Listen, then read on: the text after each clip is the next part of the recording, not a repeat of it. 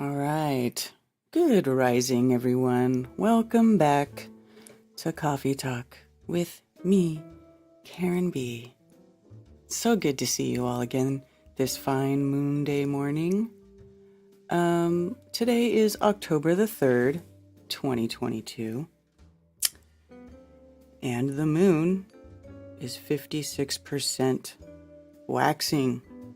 So we are working towards another full moon, which will be, when will be the full moon? A week from today. Well, Sunday. So a week from yesterday. So there you go. How's everybody doing? Hi, Kelly. It's good to see you.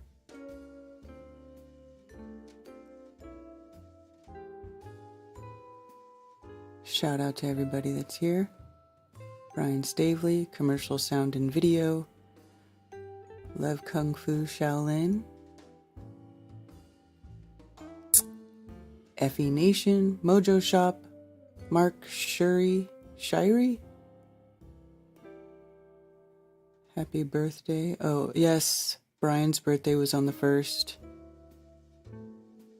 His born day.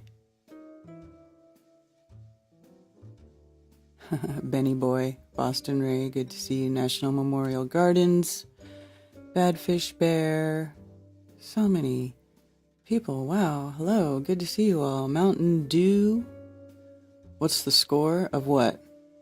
Eric Paiva, good to see you. Chicago Artist, hello. Valley Parks. Oh, by the way, hi Vertec. Ted Summer, Joelle Lynn. It's a beautiful day. Great. Yes. Now that the hurricane's gone, the weather is quite nice again. It's just really pleasant. But yeah, I mean, I didn't really get very much of the hurricane. I'll be honest. I where I am at, I'm pretty fortunate to end up being on the outskirts of most of the big storms that come through here. I'll just get whenever you look on the map, wherever the hurricane, when it comes, in this area where the outer edge is, where it's flicking, that's me. I'm right there, so it doesn't really ever get too bad. It just kind of makes a mess of the yard. But man, I was looking at, what happened in Fort Myers in that area. Whoo, doggy.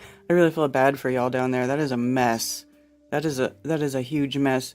I mean, it wiped out complete roads and bridges and beaches and man, oof. That's probably the one thing that would keep me from ever living down there full time. Holy smokes. Yeah.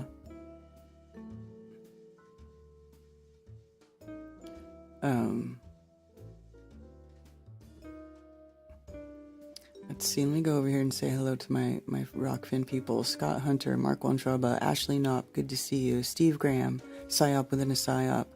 Much love. Salutations, Doug Marr. Sunday fun day with a full moon. What could happen? Good morning, Anthony Bergs and Thunder Chicken. Thunder Chicken. I always think about that little cartoon. I remember from when I was really small. It was a chicken. It was Super Chicken. Do you guys remember Super Chicken? Baka baka baka baka baka baka baka baka baka baka baka baka baka baka baka. Remember that? I don't know. Maybe it's just me. And yeah.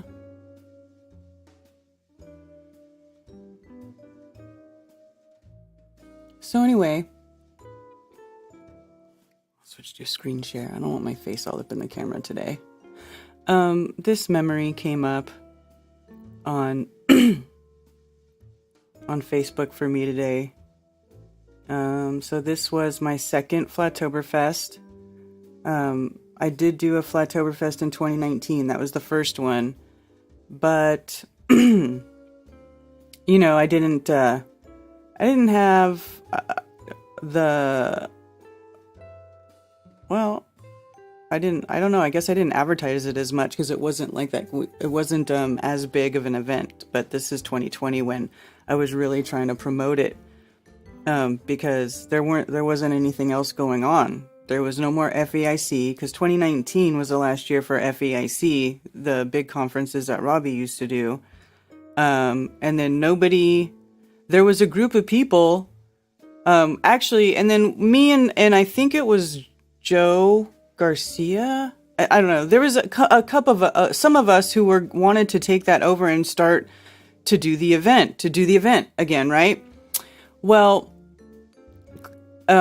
that's when everything happened, right? So, everybody just kind of everybody kind of just got real quiet, and I kept, going in the groups, and I was like, does anybody, like, what are we doing? Are we still going to do this? And then it just became like, no, nobody wants to do anything, right? And so, I kind of got bummed out. I was like, well, I guess there won't be an FEIC, because I still wanted FEICs to happen because it was international, it was a big event, blah, blah, blah. But there was no more, once 2020 hit, there was no more international anything, right? That wasn't happening. So, and then there was a bunch of mandates put in place in these public places. And I was like, well, that puts the kibosh on all live events, because nobody is going to want to travel on an airplane where you have to wear a mask to go to an event where you're not allowed to touch anybody and you have to wear a face mask, and be told, and all this insanity. I mean, complete insanity that was going on surrounding this whole, the whole event. I don't even, I'm on YouTube right now, and according to YouTube, you can't say that certain things didn't happen, or that they don't exist, or that they're, an HOAX, but, you guys know, everybody knows, we've all been here for 2.5 years, and we've been banging the drum for 2.5 years, almost 3 years now, while they've been doing this crap, and, almost lost my channel, lost a lot of videos, got a lot of strikes to where we couldn't even stream on YouTube anymore, which is why I ended up on Rockfin with Jaren and a bunch of other, content creators based around Flat Earth, because we weren't allowed to say what we thought was going on. It was like they shut us up, they shut us down, and so, they just mowed everybody over with their stupid algorithms. So we ended up on Rockfin, which I'm so thankful for. I'm streaming on Rockfin right now. I also been streaming on Twitch. Twitch has been the silent free speech platform this entire time. Twitch has never ever given me a strike. Twitch has never taken down any of my videos or given me nothing ever, anything ever. And I've said everything that I've ever wanted to say on Twitch. The only problem is that they don't save videos past 2 weeks. But if you watch live, or within 2 weeks, it's fine. So anyway, I just wanted to share this video. I'm gonna play it. 24th, 2020, Flattoberfest is happening in Greenville, South Carolina for one day. We're having an interactive meeting of like minds. This is when I only had it one day. So come and charge your electromagnetic field, because you know that your heart field was made for interaction. And nothing replaces meeting face to face. Nothing replaces meeting face to face. There will be a variety of presenters, including Mike Williams of sageofquayradio.com and Bob Nodell of Globebusters, as well as Jason Lindgren from Secrets of Saturn and the Crow 777 radio show. Also, we'll be joined by James True, as well as Mark Sargent. That's right, I put Mark stabbing the globe in that commercial an exhibit on how the world works full of scientific tools and gadgets to help you visualize how the realm works with electromagnetism as the driving force. Hosted by Cami Nodell and Zach Zabala. So join us for fellowship, conversation, and laughter at Flattoberfest 2020. Please go to flattoberfest.com to purchase tickets and to get info about the event. I'm looking forward to seeing everyone there. Right? Come on, get out of the house while it's still legal. While it's still legal, damn it. Remember my dancing Sasquatch? Anyway, Flattoberfest 2020 was freaking awesome. And that was at the Shrine Club. Now, this is how I ended up at the Shrine Club. Because a lot of people, I still get emails from people, you know, why is this event at the Shriners Club? Why is a Flat Earth event at the Shrine Club? Don't you know they're associated with Freemasons? Yes! Yes, I know that. Duh! Listen, don't you know that those are privately owned facilities all over the United States that anybody can rent? Anybody can rent one and hold an event at one. This one happens to be a pretty big one in my area. I think it's like the biggest one in the Southeast. Okay? So they have like a 1,200 person capacity in the main ballroom. Now this year, I added the other room, which is separate from the ballroom. So all of the vendors and the exhibit, the How the World Works, where Zach and Cami, you know, teach everybody how real physics can explain just about everything that we see. And we don't have to, you know, rely on, you know, weird orbital mechanics and astrophysics and shit that doesn't really exist and is unfalsifiable, right? Like, it's all explainable with what we know. Most of it. Okay? And so that exhibit is going to be in the secondary room off to the side, okay? So, there's going to be people there bringing art, you know, Ben's bringing a lot of his wire wraps with those, you know, a lot of crystals. They're beautiful. I have one. I don't know where it is. I think it's in my bathroom. I'm not wearing it right now, but a lot of beautiful stuff that he's got. And and also lots of stuff that's made by Joelle. Joelle makes handmade stuff. She's going to be there with the table. So anyway, I just watched this and you know, it's just, this was a really great time. And there was no other event like this in 2020. And there was no other event like that in 2021 either, might I add. I just want you all to remember.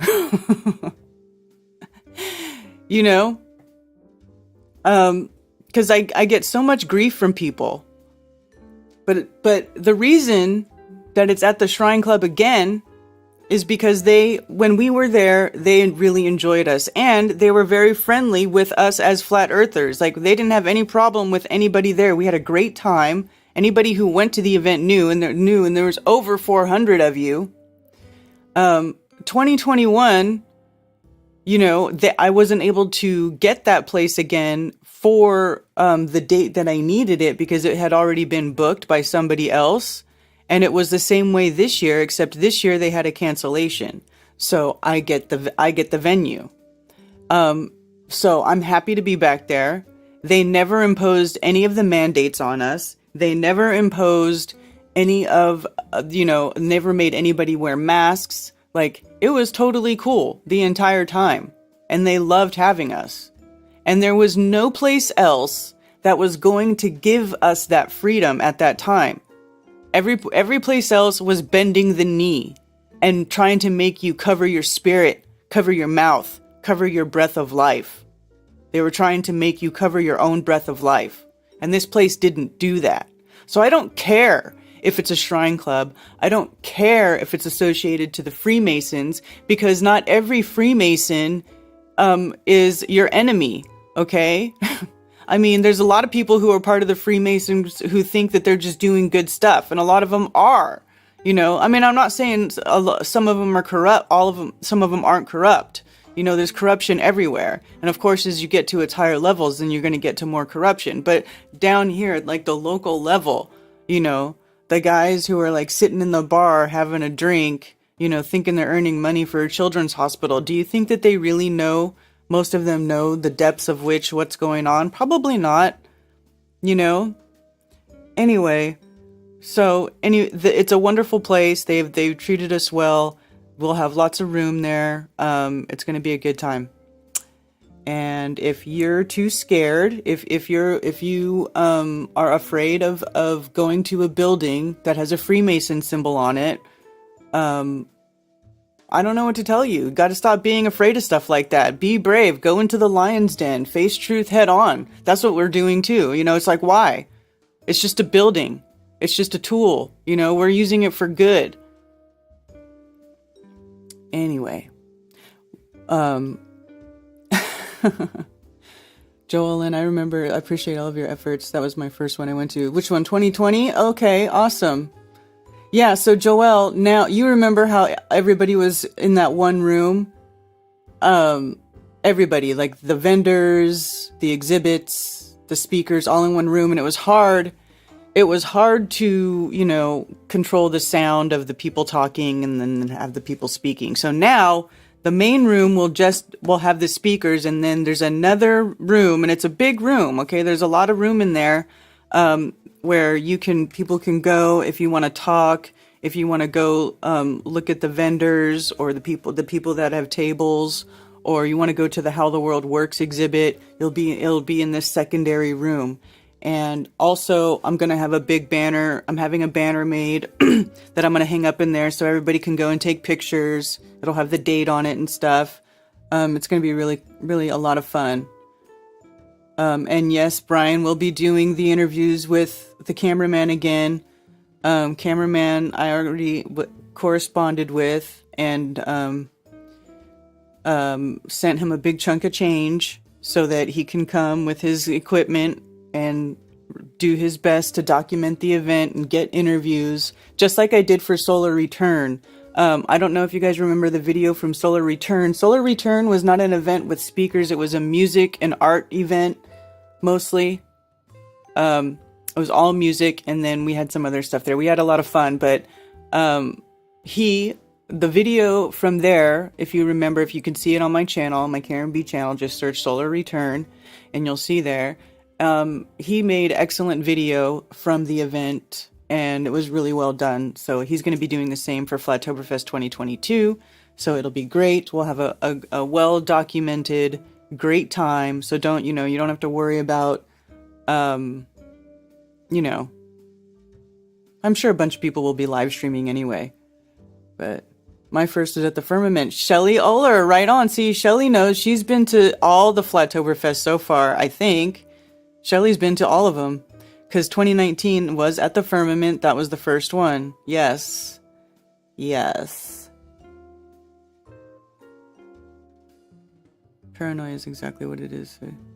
Yeah.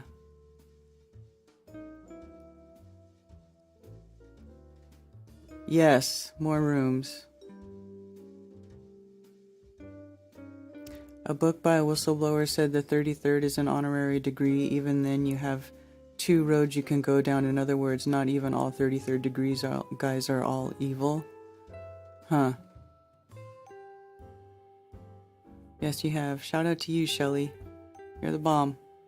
In fact, I think you won because at 20, was it 2020 where I gave out the vouchers? I gave away 7 vouchers for 2021 for free tickets.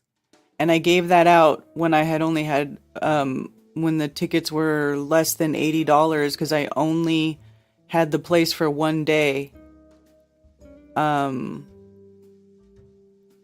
And yeah. And then I gave away 7 vouchers for free tickets to the next year, not knowing it would be a bigger event at a bigger place. Well, not even a bigger place, because that place wasn't very big, but it was more expensive. It was a lot more expensive, but it was a nice place. Like, it was cool, and the location was really awesome. And then I also did the group hotel thing, but whoo, doggy, that was an expensive event.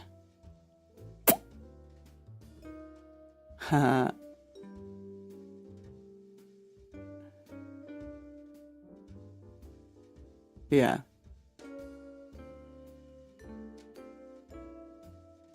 But it was a nice place. I thought it was really nice. It looked really good. All right. Anyway, that's enough of that. Oh, but by the way, what I wanted to do, why I wanted to bring up Flattoberfest, not just that to reminisce and talk about it, because I just want to remind y'all that I do in real life events. I try to bring people together in real life. I try to have get singles to meet each other. Oh, by the way, that is another thing I wanted to talk about. Singles at this Flattoberfest, okay? Where's my buttons? So for singles at Flattoberfest this year, I have single Flat Earther buttons. I'm going to give them out for free. I have a big bag of them. Let me get it.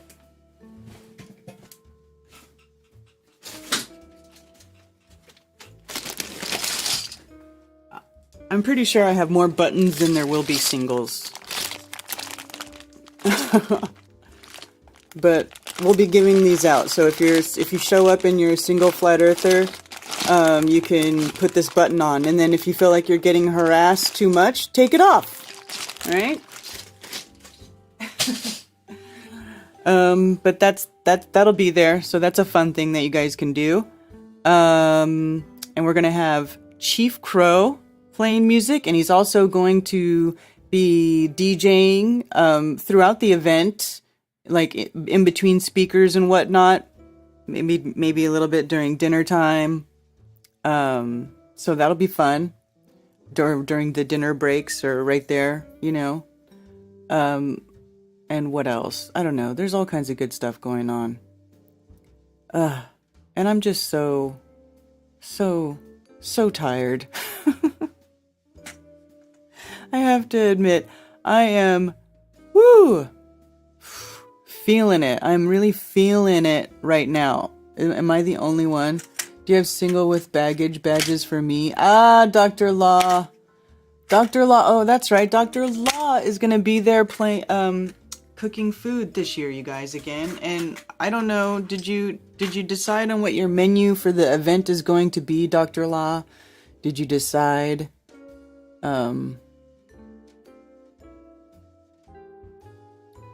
You let me and daughter get in free when she was a year older than her child, and it was really awesome of you, Mike D for life. Oh, cheers, Mike D for life. Yeah, I put children 12 and under free because, I feel like once they're 18, whatever, you can't just bring your adult child, you know what I'm saying? At that point, it's they're worth another ticket, but yeah. But I want people to bring their young ones and experience how good it is to be around other people, especially because, maybe they don't have, it might be weird for them, be like, oh, my parent is my mom or dad is a flat earther. This is so fucking weird. But then if you take them to the event and they see that there's other people with children who, maybe it can help. That's the whole, that is the whole idea behind that, right? We don't want our children to think that they're going to be pariahs because of this, right? You don't want to make it a thing that a difficult part for their life, right? It's just good for them to see that there's others, doing the same.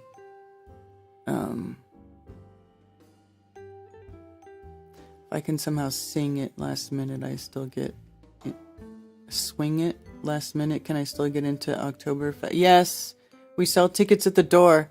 Tickets will be sold at the door. And I have a little Stripe reader. I can even use it. You can use a card or cash. Okay. Let's do something besides fish. He does. He always has chicken, Brian. Get some beef. Hail, Benjamin Balderson. What's up, Brian? I'm reading his chat. So, they will be pariahs because their parents are weird, not because of flat earth. Yeah. That's so funny. I'm thinking hamburgers, chicken wings, and fries on Friday. Pad Thai, teriyaki chicken, fried rice. Yeah. So the Friday before, there's going to be a lot of Flattoberfest talk, y'all, leading up to the event, because it's just that time. It is the month of Flattober. In fact, that is the title for Strange World tomorrow night. It is the month of Flattober. So yeah, the Friday before, we have the park rented across the street. The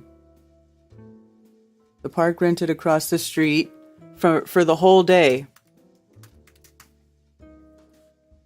Hold on, I'm gonna try to add my my latest Flattoberfest splash screen, which I really love. It's cool looking. I'm gonna make you all look at it.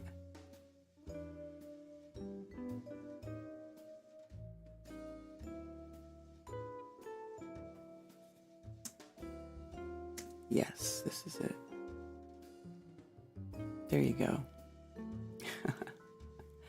Anyway, it's the month of Flattober. Alright? For me, anyway. And for anybody going to the event. Alright? This is it. October 22nd and 23rd in Greenville, South Carolina. Okay? So, Friday, but see, it's 22nd, and there's been some confusion too. 22nd, 23rd. No, you don't need a separate ticket for the 21st. The 21st is at the park across the street, and I rented it. I paid to reserve the park, but it's free. Okay? So, you know, anybody who wants to go meet people, but you're not going to the event, you can go to the park Friday, and that's where everybody will be hanging out. And I'm also going to do early registration at the park Friday for anybody who is going to the event, so that you can all get your lanyard and be ready to just walk in the door for the next 2 days. All right? Because that's how we're doing it again. We're doing lanyards again. And you get, you know, that has say Flattoberfest on them and stuff. It's fun. So there's that. There'll be lots of stuff, raffles. We usually have lots of cool raffles. Mark is raffling off his Mason hat that he wore on the show for months and months and months, hoping to get harassed by the Masons to not wear it, because apparently you're not supposed to wear that hat in public. That's the same hat that's on the ad for my event, which is at the Shrine Club. I mean, come on, you guys. Where's your sense of humor? Just because you're a flat earther doesn't mean you can't have a sense of humor. You guys gotta lighten up with that stuff, alright? It's alright. Hey, Barb R. Cheers. Thank you for the tip on Rockfin. Grand Rising. Mark Wontrop, I got free tickets that year. Right on. Good. I'm glad you guys... I'm glad you guys got tickets, because you guys are like the hardcore attendees. You guys have been to all of them. So right on. I like to see it go to people who deserve it. And Music Guru, Flattoberfest is going to be amazing. Wish I could go. Yes, I wish I could have you guys there in real life. I love real life events. Nothing beats being in real life. I mean, look, you guys, even the doctors telling everybody that all of the mandates were not good, that everything that they were telling you was wrong. Even the doctors who did a conference didn't do an in-person conference. Even they did a virtual conference, okay? When I did a live in-person conference. Boom! I mean, at the time, I didn't really, it didn't really seem like as big of a deal, but now looking back when everybody's doing virtual stuff, I mean, like, I'm not against virtual stuff, right? Virtual, like, live streaming, because, I mean, I do it all the time. But nothing beats being with your people in real life. In real life. Face to face. Okay? Like, it's like, this is why, the ad that I did. Nothing beats, your heart field is made for interaction. Your heart field, literally, that's what it is for. It's for, it's made to be used. It's made for you to, experience the feeling when you walk into a room full of other people who have elevated and energized heart fields at the same time. And then when you all get around each other and all of the heart fields are touching and it's like this little chain reaction, there's an actual word for that in physics. It's called superposition. It's when all of the like fields get together and then they amplify and it gets more intense. That is why nothing beats being with your people in real life. Okay? So anyway, and I know it's tough. I know it's tough for a lot of people because they're trying to prevent that. Like, literally everything that they're doing to us right now is to prevent that from happening. And I hope that you guys see that. I hope you guys see that that is exactly what they're trying to do. They are trying to kill the human connection. They are trying to kill it. They're trying to kill the connection from us to other humans. They are doing all kinds of psychological long-term warfare on all of us to make it happen. They've been doing it for decades, literally decades. And I hope that most of you see that that's really what's going on. It's just like that verse in the Bible says that a lot of people quote, that we wrestle not against like a physical thing, but it's like principalities and ideas, right? Like, it's a psychological war. It's a war for your soul, for your mind, and they want people all effed up, and they want people to not experience, what real interaction is with other people face to face. They want people to do everything virtually and they want people, they've got, our children all confused about who they are and what they are and making them all think about their peepees when they should just be thinking about reading and writing and science and learning about the world around them. Instead, they're being like mind effed by this freaking satanic cult that has taken over everything, I just hope, that we don't lose the drive to keep fighting against that, because man, it's hard. It's hard because I feel it. I feel how hard it is. I think that's probably what's got me like feeling so bleh here lately. It's draining. It is draining to fight against something that's just trying to just crush your soul, man. It's trying to crush your soul.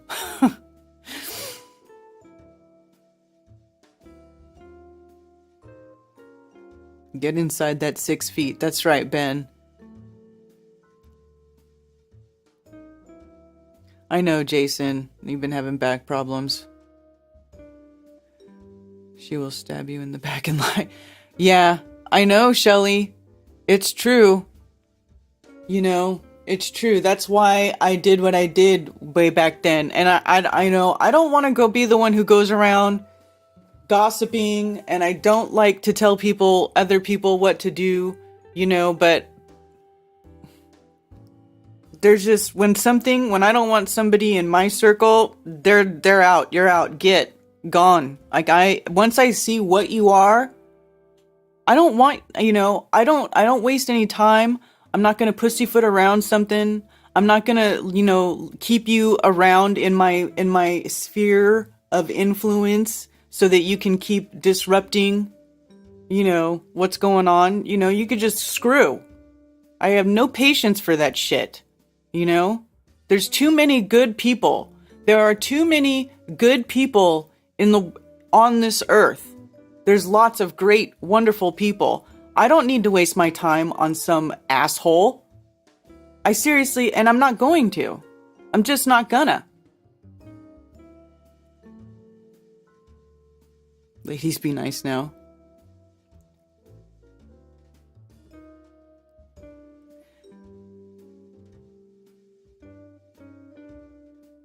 So Brian Staley just hit a user you've blocked. Who was it?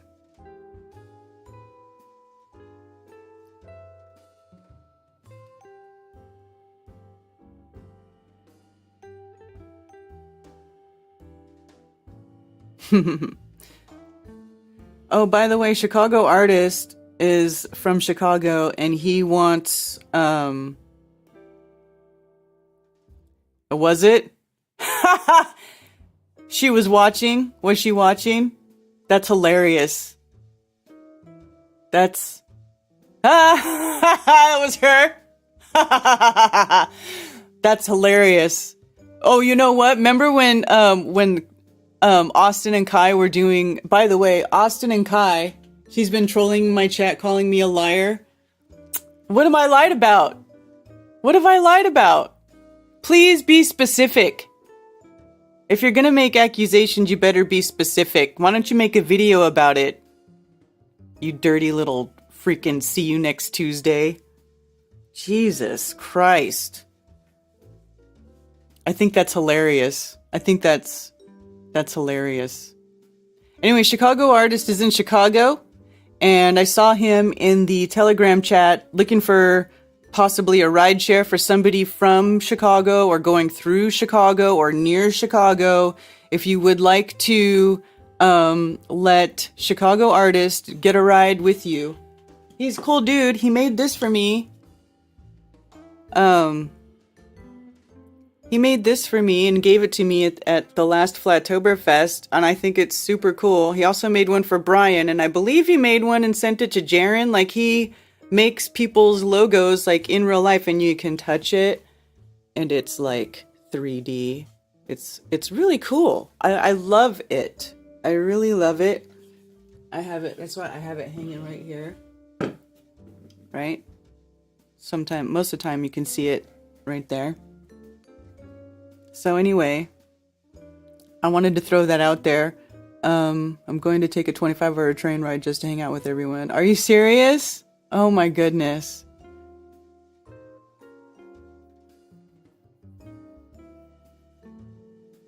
Conspiracy music guru one day, brother.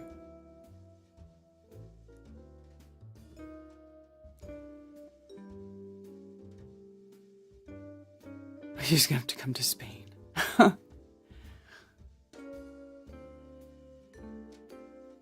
I'd like to go to Spain. Is Spain open?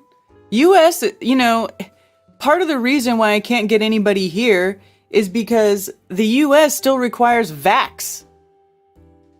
Let me give you a wrench. I'm sorry. The US still requires vaccines for entry for international travelers or non-citizen travelers. So, the USA sucks right now. It really sucks.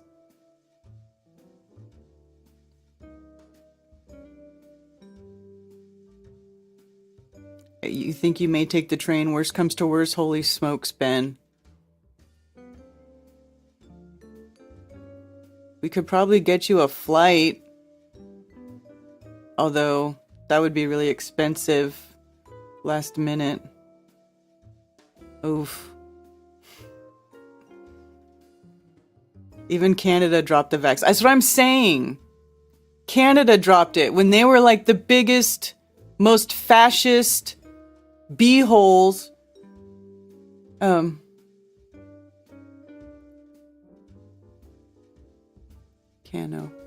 Still my favorite song of yours.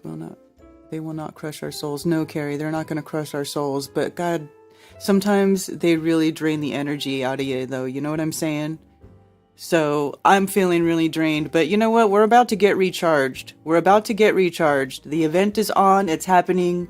Everybody's, you know, hopefully Ben will get there. Ben, I'm worried. I'm a little worried. What was the course that Jenny Rose took? I would like to look into it. That was the Graves. Here, I'll put the link. It's the Graves Law course. Hold on. Let me go back to Rose. My Rose. Here we go. I'm going to copy the link right now and paste it into the Rockfin chat. Okay. Anyone from Phoenix driving to Flattoberfest? Phoenix.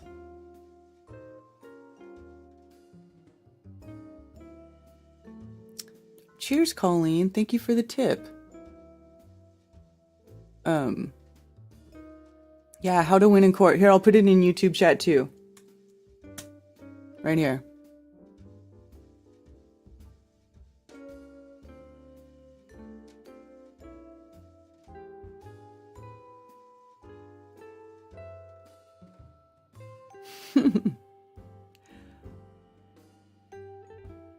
Yeah. Okay. Should start a gardening channel. You should.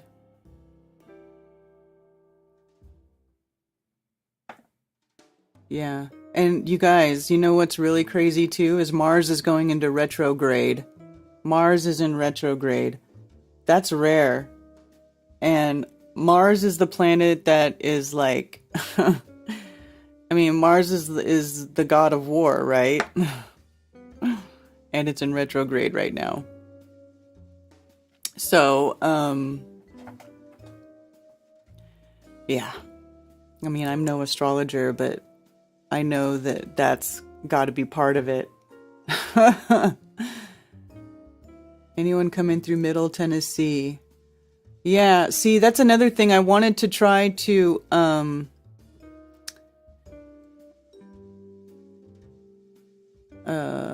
what do you call it? I also wanted to talk about the Flattoberfest 2022 info and carpool connection group. In this group, people are coordinating for driving together, carpooling. People want to get rides so they can come to the event. Okay. So, I'll put the link to that also in the chat. The link to this is also on my website.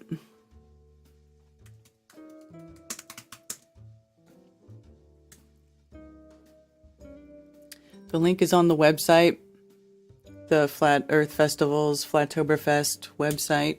Okay.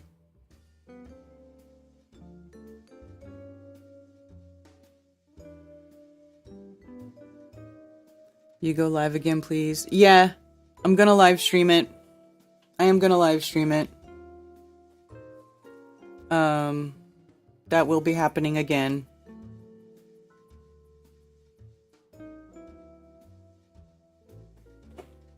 So, yeah.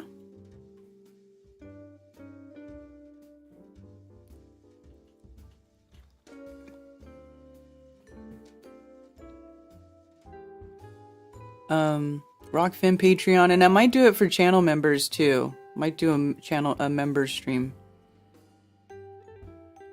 I was never into astrology horoscope until I learned about flat earth. Now it makes sense. Exactly. Now it makes sense because everything's local. Everything is here. It's all here. Like I didn't think anything was to it before. I completely wrote it off because of the distances that they were telling us about these objects and how far away they supposedly were. Like never ever going to be there.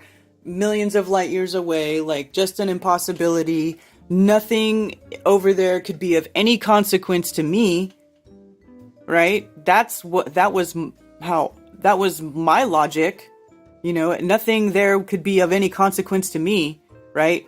But then once everything becomes local and all small and in you know, in a local area and right above you, well, that makes a whole lot more sense that their placement or their energy and knowing about how everything works, like energies, thoughts, feelings, all of these things are all you know, excreted out of you. I don't know, but what am I looking for? That word. They are emanated from you, right? In an unseen force, right? There are more unseen forces than there are seen forces in this realm. So, all of that stuff emanates out of you in a field, right? Hi, David. Good to see you. Let me open my phone because I forgot to open my phones.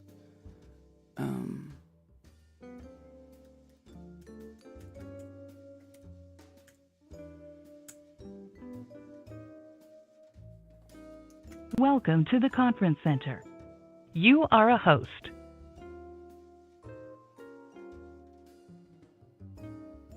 So there we go. I do have a phone number you can call into. It is 848-222-2480. Just in case anybody wanted to call in. And I won't keep talking about Flattoberfest forever. I promise I'll stop in just a sec. David Weiss will be at Flattoberfest, just so you know.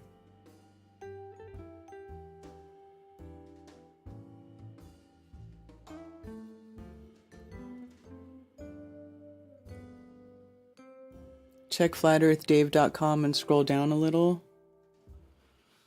Okay.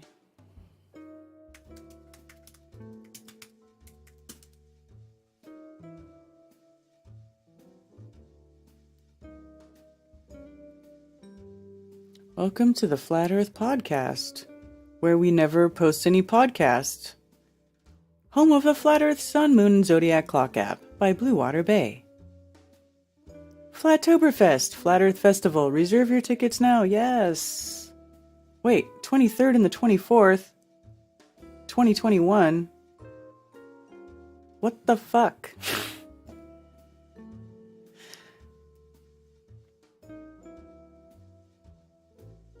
Click here to book your Flat Earth show with Dave. Ooh, cool. These are cool. Yeah, that's the wrong dates, dude. Do you need a new thumbnail?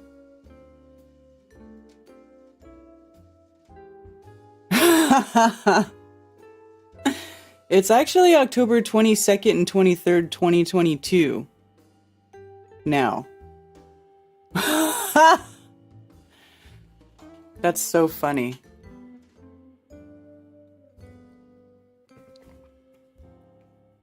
Wrong banner.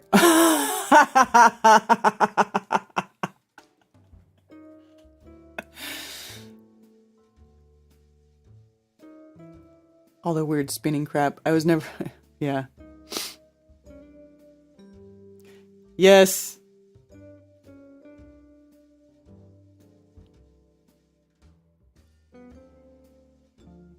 You have Karen be proofread. I have it. I grabbed the wrong one. That's so funny.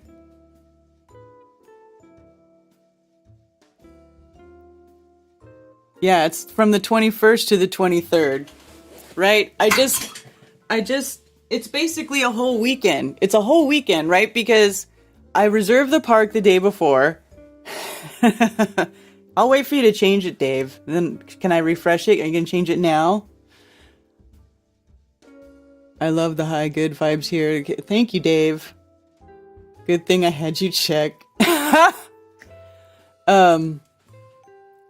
Yeah. Oh god, I forgot what I was going to say now.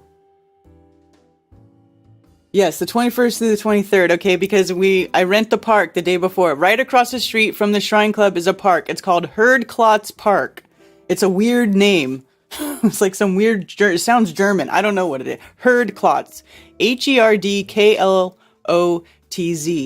But, if you go to my website, which is flatearthfestivals.com, okay, events, Flattoberfest 2022, and then, schedule, okay? And this tells you everything. Friday, October 21st, 2022, meet up at Herdklotz Park. Here is a link. If you click on this link, it will open in Google Maps. And it will say, oh, here is Herdklotz Park. And then you'll see right here, right across the street, Greenville Shrine Club and Event Center. Okay? So, there you go. All the information is on the website. Early registration will be held at the park. Get your lanyard for entry at the event. Friday night, there will be karaoke at the bar at the Shrine Club Event Center for anyone who wants to participate. If you guys remember, you'll may have seen video of us doing karaoke the night before the Flattoberfest event. Well, that's where we're doing it at. Okay?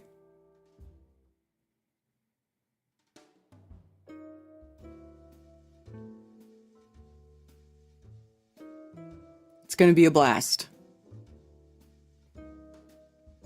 Yeah, but I'm promoting my event right now, okay?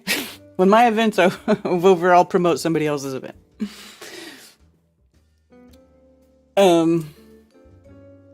Okay. Shrine Club, right here. Also, down here. See, I've got maps. Everything is here. Okay, so now you've seen where it is and you decide you want to go. Boom. Buy tickets. Okay? To this year, your shirt is included in your ticket price. So if you buy a ticket ahead of time, you get a free shirt. Okay? Children under 12 are free. Put your name for what you want on your lanyard. Okay? That's it. Boom. Then you'll be going to the event. You'll be having a great time. Speakers and performers.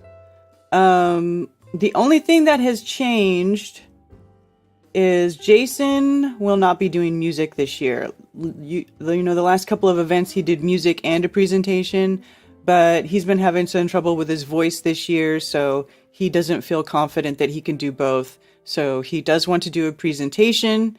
He will be doing that. It'll be awesome. And then, but we still have Chief Crow and the Flat Earthworms, and Chief Crow is closing the event out Sunday evening, and he is the bomb. The bomb.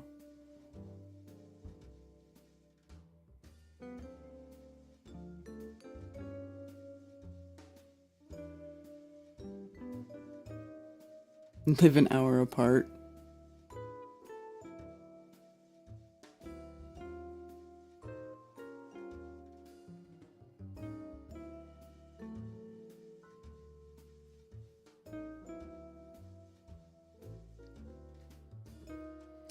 Anyone there Thursday is welcome to help the load in. Free workout.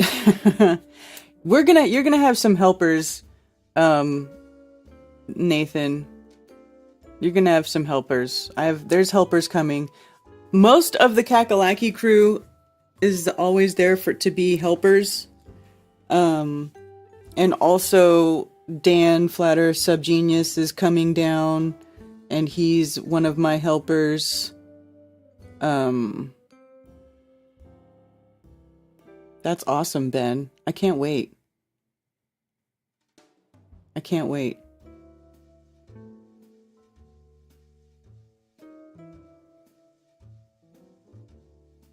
LOL of your thing. Yes, of Ben's thing. A 3D model of the world. Y'all see Jupiter last night? It was so bright. Yeah, Jupiter's been really bright. Jupiter has been really, really bright. For a while now. Chief Crow is awesome.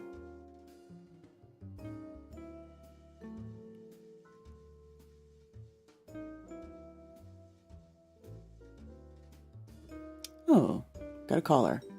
Thank you for calling Coffee Talk. You're on with Karen B. Hey, this is Dennis. Hi, Dennis. How's it going? Good. How are you? All right. A lot of work right now, driving. Hey, I just, sorry to break the train just real quick about Flattoberfest. I was just curious. You got the books I sent you a week or two ago? Yes. I got one of them. Okay. Yeah, good, I do. Good. Mm-hmm. So the address works? The address works. Awesome. Yes. The P.O. box goes right to me. Yeah, well, to my P.O. box. And yes, I get everything there. Yeah, perfect. What is that? I forgot what I was going. Well, one thing I remember, I know you put up a notice that Ben needs a little help. I guess. Yes.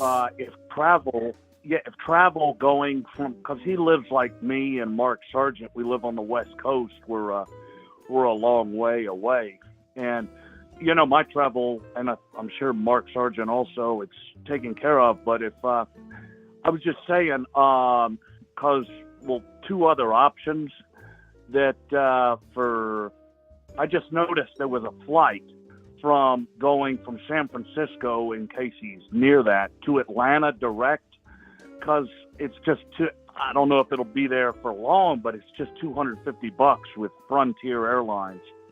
And the others, there's United and several starting around $400.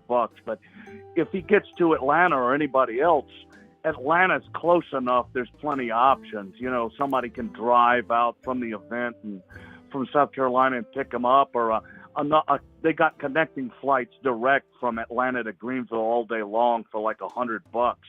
There's the train goes through both of them direct, and there's Greyhound. So it's not, if you can get to Atlanta, it's easy to get to Greenville. The other option, I just looked up. I noticed there, because you mentioned the train a few moments ago. There is a train. It's $140 for departing from Los Angeles to New Orleans. And then from New Orleans, the train goes straight direct, stops in Greenville. And that's just like $100. So around $250 altogether. Now that's one way, but it goes right there. It gets there like at 2 a.m. But anyway, if he did go into New Orleans, I'm actually going to be in New Orleans that whole week. I could pick him up and give him a place to stay for the night, because that's where my and my wife's family. If he wanted to, he could spend a night with us on the Gulf Coast. But anyway, I just mentioned that it's just $250. Anyway, there was a third thing. I can't remember what it was, but I totally agree with you about the Masons. They're just, people should have understanding, in addition to, like in Proverbs, it says, get wisdom, get knowledge, but with all thy getting, get understanding. And just being caught up in conspiracy theory and complaining about Masons, they're complaining about the people who made it happen in the hour of need. I mean, for crying out loud, I agree with you 110%. I think Noel Hadley, I don't know why he's a good guy, but I don't know why he's not going. He lives in South Carolina, but he did an interview for me for his, he's going to make a second edition of what's it called, The Unexpected Cosmology, the biography, and it might not ever come out, because he right after he did the interview back in early 2020, then the COVID stuff came. But I would say the reason I mention it is I think I was the only one in the whole book. I'm kind of like a non-conspiracy flat earther or an anti-conspiracy. That was never that wasn't part of my deal. So I maybe even more than you. I think that I wouldn't say I'm pro-Mason, but all this stuff about the Masons, it's stupid and misleading. It's like that how do you say, that shirt you were wearing the other week? That's retarded. That fully applies. Anyway, that's all I got. I'll let you go. All right. Thanks, Dennis. Appreciate that. Thanks. So there you go. There's some options for y'all. I really, really would like to see you guys, as many of you as possible.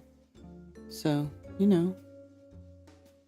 trying to help you guys get here, as I know that's like the biggest part of it, is getting here. I know.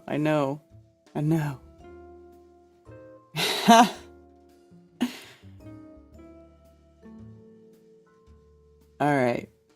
So, was there anything else?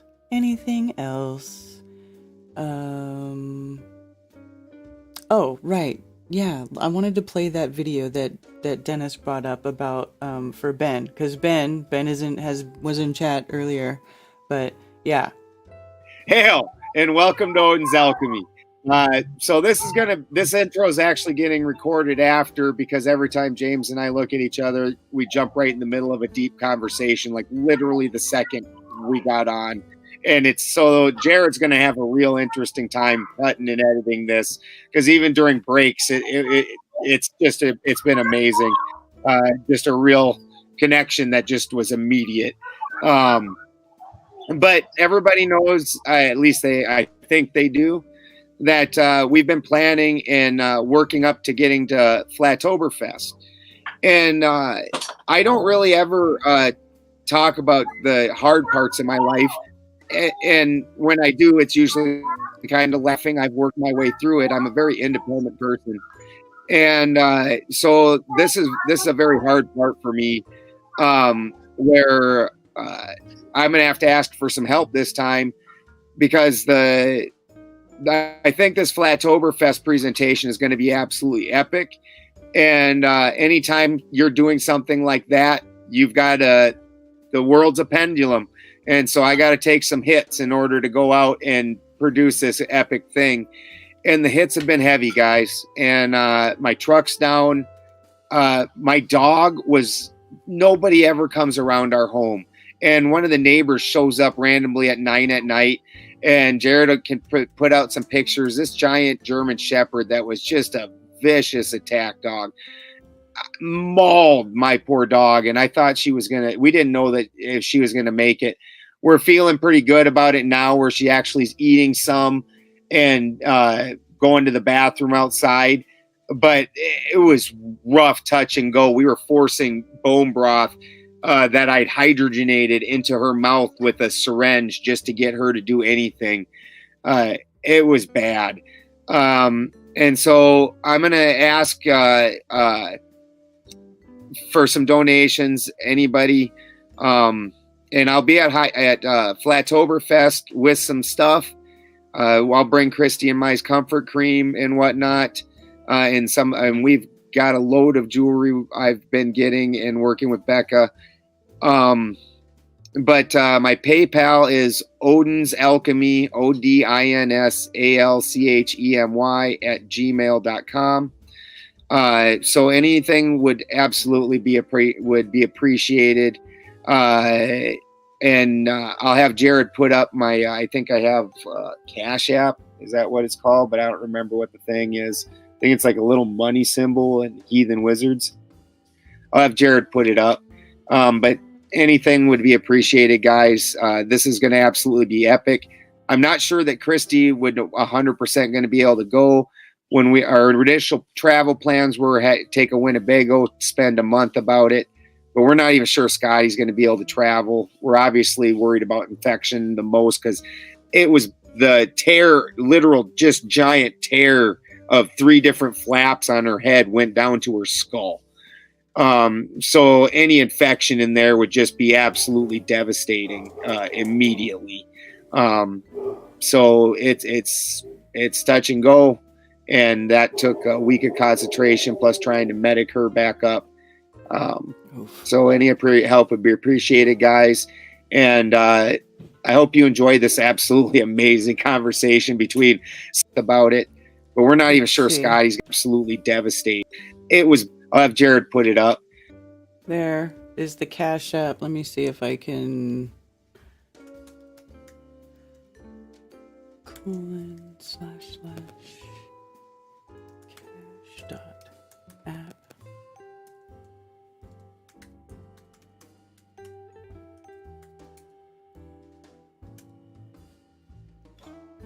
Yeah. Right here. There's Cash App.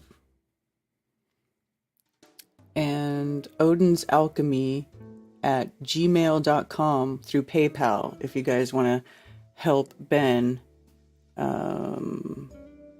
get to Flatoberfest. It was almost like a long lost friend that we had been having a conversation before, and we just all of a sudden went right back to it. Like, it's really a hilarious start to the show, because it's like, did you start in the middle of the conversation? Did somebody cut something off here?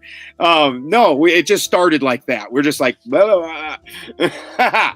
So I hope you guys enjoy it. I can't thank you enough, James, and everybody go check him out. Love you guys. All right, so there you go.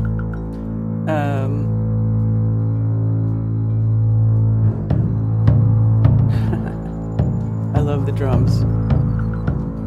I love it. If you guys are able to help Ben out, you know,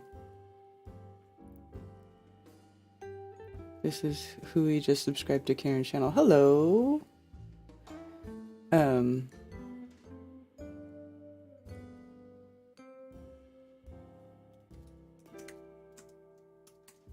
Welcome. And this is the Rebellion. The Rebellion is a chat I made,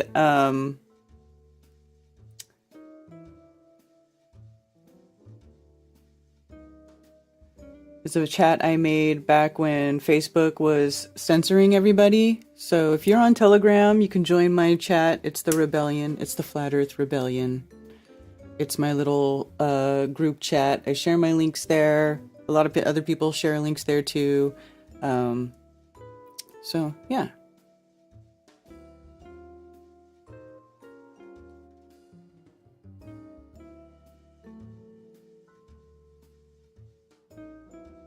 Yes.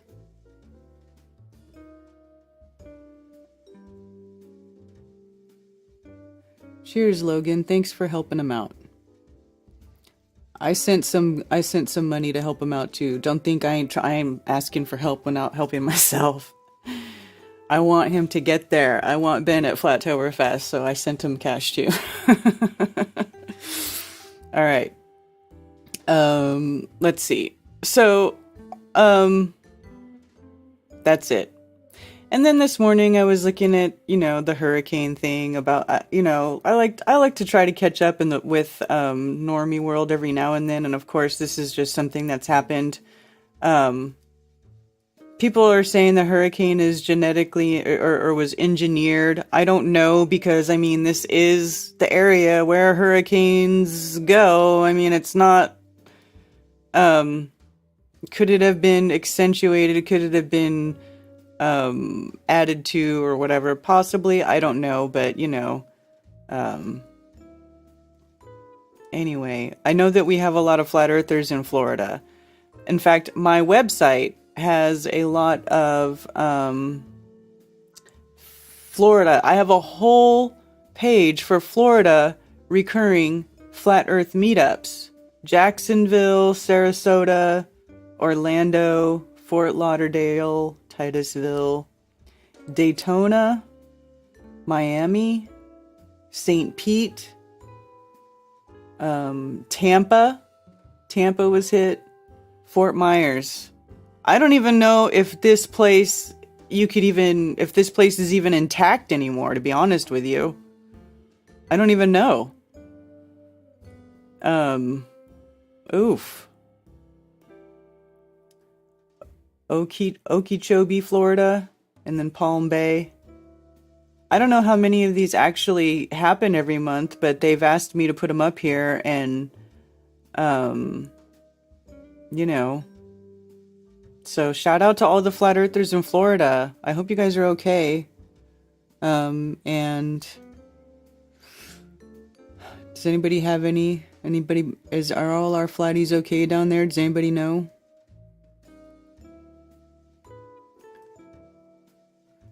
Funny how the hurricane hit the largest fertilizer plant in the USA that supplies over 50% of the country's crop fertilizer.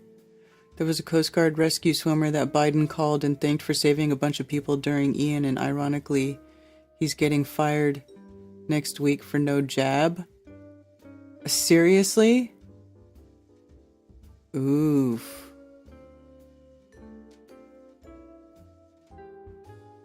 I haven't heard about the fertilizer plant yet. Wow.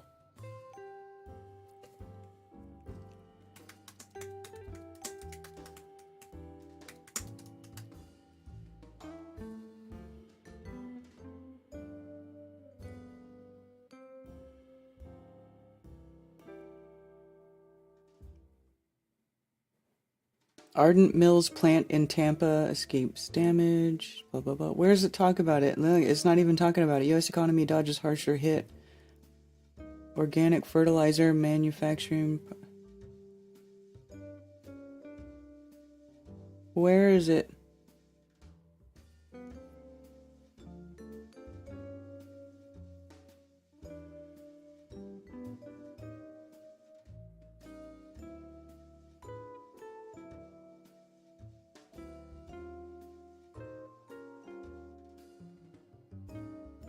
Wow, they're not talking about it on the news.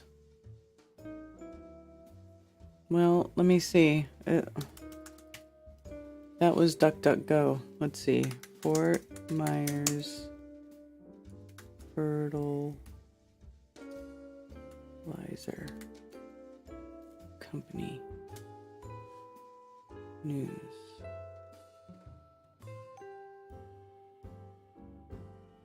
Hurricane Ian threatens Florida fertilizer production.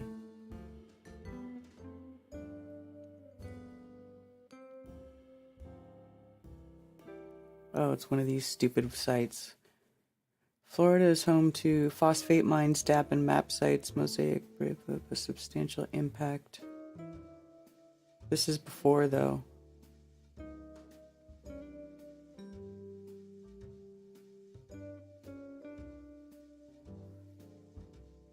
Mosaic.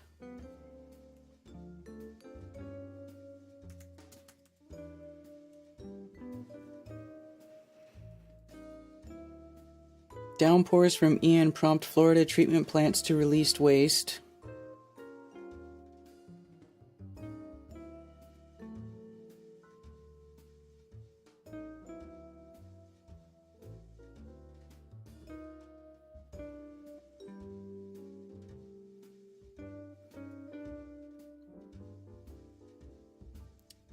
That's really weird. How come I can't find an article about it?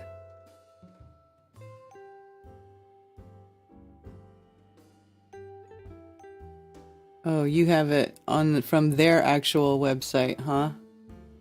Let's see.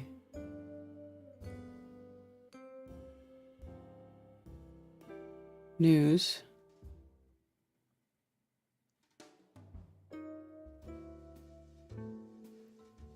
Thank you to all those restoring services in impacted communities, blah, blah, blah.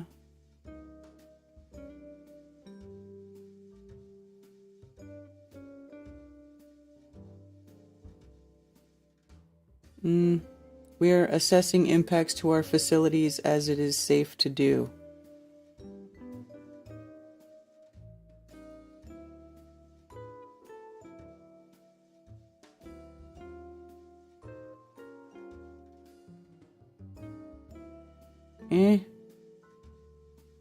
They're not talking about it. I don't know. Okay, yeah, I can't. I don't know. They're not saying about how much damage. The Food Institute. Let's see what this link says. Weekend update: Hurricane Ian's impact on food industry likely far-reaching. Hurricane Ian regained strength as it reached the Atlantic Ocean as the weekend approached and the storm began moving toward the Carolinas as Category 1 storm. Meanwhile, recovery efforts were underway in Florida. Blah, blah, blah. 500-year flood event. Florida farmers were also rushing to reach their cattle after Hurricane Ian broke fences used to contain the animals and flooded fields prevented grazing. Many are attempting to repair fences quickly to better house the animals with out-of-state help. Blah, blah, blah.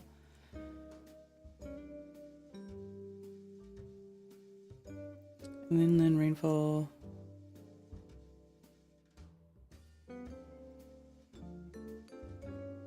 Over 2 million lost power and lingering power outages are a major logistical concern. According to American shipper, nearly $20 billion in revenue is at risk as Ian is expected to cause major supply chain disruptions to manufacturing, agriculture, and distribution sectors in Florida.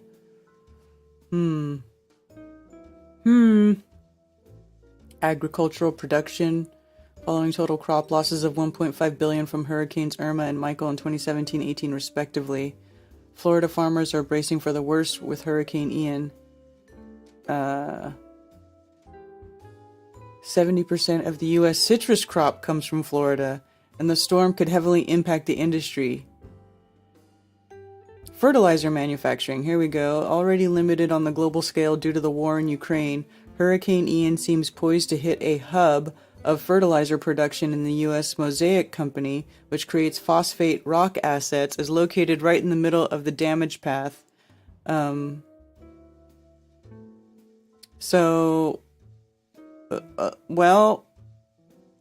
that's not good. they're not talking about it, but apparently that was right in the path, like you say. But boy, I can't find anything about it. What is that?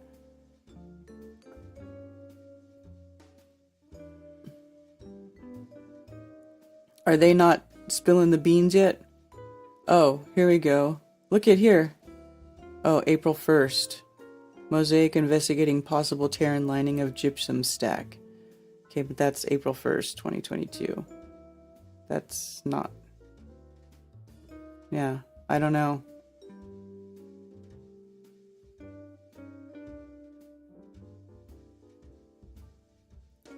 Storm surge overtaking pool and courtyard outside of Myers Hotel.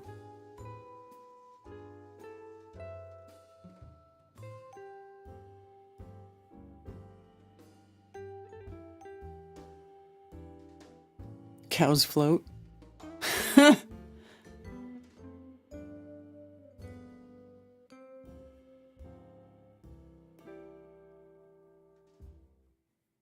Oh, I have a caller. Okay. Thank you for calling Coffee Talk. You're on with Karen B. Hello, Miss Karen.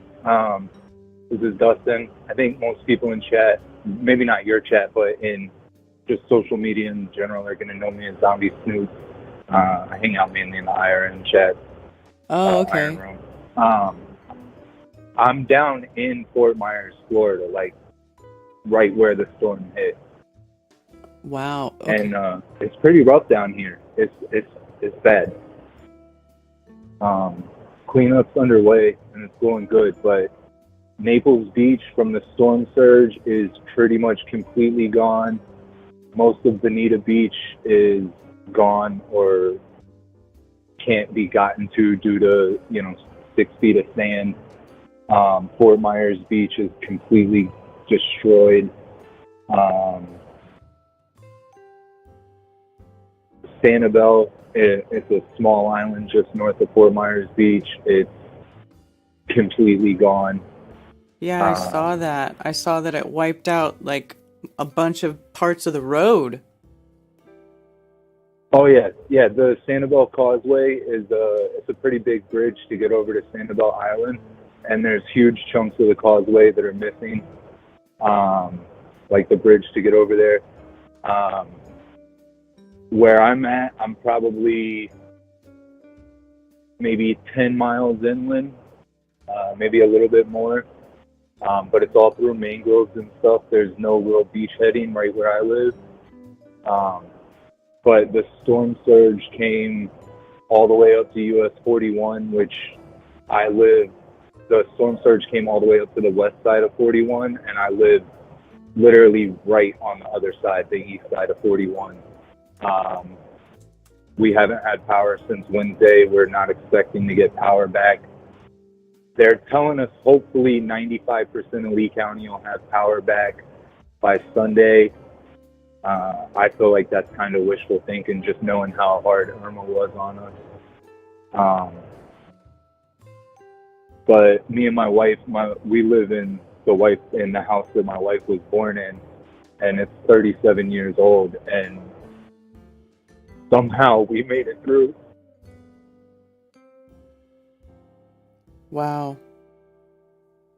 So, how's your house? Is your house okay? Yeah, surprisingly, considering we don't have hurricane windows or anything like that.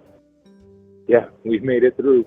Wow. Just some lost shingles off the roof, but no leaks or anything so far. Everything seems good. Our front and backyard flooded really bad, but it stopped about probably about 6 feet from the back of the house and about 3 feet from the front of the house. Wow. Yeah. Oh. God dang it. Hold on. This stupid Google voice. Hold on. Don't hang up. Welcome to the conference center. There is one party in the conference. You are a host. Day that I've been out of the house, and I went straight into work, and it's all finally just hitting me today. So I'm very overwhelmed right now. Oh my goodness. I can't imagine. I can't imagine. It's a shit show Yeah. for sure. Yeah. But like I said, me and my family, we were very blessed. Both of my in-laws, my mother-in-law and my father-in-law, they both lived within a couple blocks from us. They were with us at our house, but their houses made it through. My mother-in-law's house probably got the worst of it. No damage to her house, but she had a lot of really, really big old trees in her yard, and they're just destroyed. They fell all around the house. Straight up miracle that literally nothing fell on the house. Yeah. Me and my wife had a 2-year-old, and he just partied through the whole thing. Like, it wasn't even a problem. Well, that's good. You know what? I'm just so glad that you guys were so fortunate and nobody was hurt. That's amazing. That's really amazing. Yeah. I mean, I don't want to take the credit for it, but I was all the week leading up to the storm last week and everything, I was just praying for blessings over our houses and over our families, and we did all right. It works. That's amazing. It does. Wow. For sure. And, wow. Me and my mother-in-law are taking the 3 houses being okay. We're taking that as a sign. We've been trying to move up to North Carolina. I'm originally from North Carolina, and we've been trying to move up to North Carolina as a family unit for about 3 years now. Mm-hmm. And, trying to get 3 different households up there, it's not easy. So it's been a struggle trying to get up there, but we're taking this as a blessing and as our opportunity to, like, hey, no damage to the houses. Now's the time to pack up and get out. So right. We're trying to see what we can do, but it was intense. I've been through a lot of hurricanes. I've lived back and forth between North Carolina and Florida my whole life. I'm 36, and I've been through a lot of hurricanes, and this was something for sure. It was massive. Well, yeah, it made landfall as a Category 5, right? Yeah. I mean, we have like a nice little like front lanai it's kind of inset into the house a little bit. So I was out there for most of the storm, and I watched one of my palm trees just get blown over. It's basically touching the ground right now. We have 5 palm trees in the yard, and 3 of them got pushed down. My neighbor lost a huge oak tree right in her front yard, which they're extremely fortunate that it didn't land on their house. I mean, it was rough. It was rough. And the speed of it, not the strength of the storm, but how slowly the storm was moving. I am not one to just immediately jump in and say, oh, it was modified, or oh, they did some kind of engineering to it. But the size and the strength of the storm and how slow it was, the storm itself might have been natural, but I'm sure that there's different things they could have done to beef it up and make it a bit stronger. And it seems like it. And I think more than anything, I think they're trying to mess with our communication. None of our phones have worked since the storm hit. Like, other than just phone calls and text messages, I have a hard time sending iMessages to other iPhones. Text messages, like to Androids, go straight through. No pictures will go through. No videos will go through. I can't make FaceTime phone calls. And I know a lot of people are going to be like, oh, well, it's a big storm. Stuff like that happens. I was in North Carolina during Irma, and 90% of what I owned was in Fort Myers here with my brother at his house during Irma. And Irma was almost as big of a storm. And I mean, me and him were on FaceTime every hour on the hour through the whole storm. Phones were working the next day. We were sending pictures and videos back and forth. So the communication thing to me seems a little strange. Yeah, I don't know. It's a shit show. It's a huge storm. Yeah. Yeah, I mean, it could be. I can't rule it out, you know? Yeah, I don't want to say one way or another, but I definitely think it's a possibility. Well, people used to say that about Hurricane Katrina.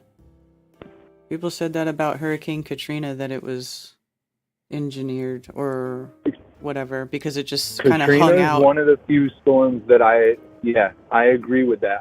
I think Katrina might have been engineered a little bit, because it did some very weird things as far as making landfall and hitting water and making landfall and sitting over top of places and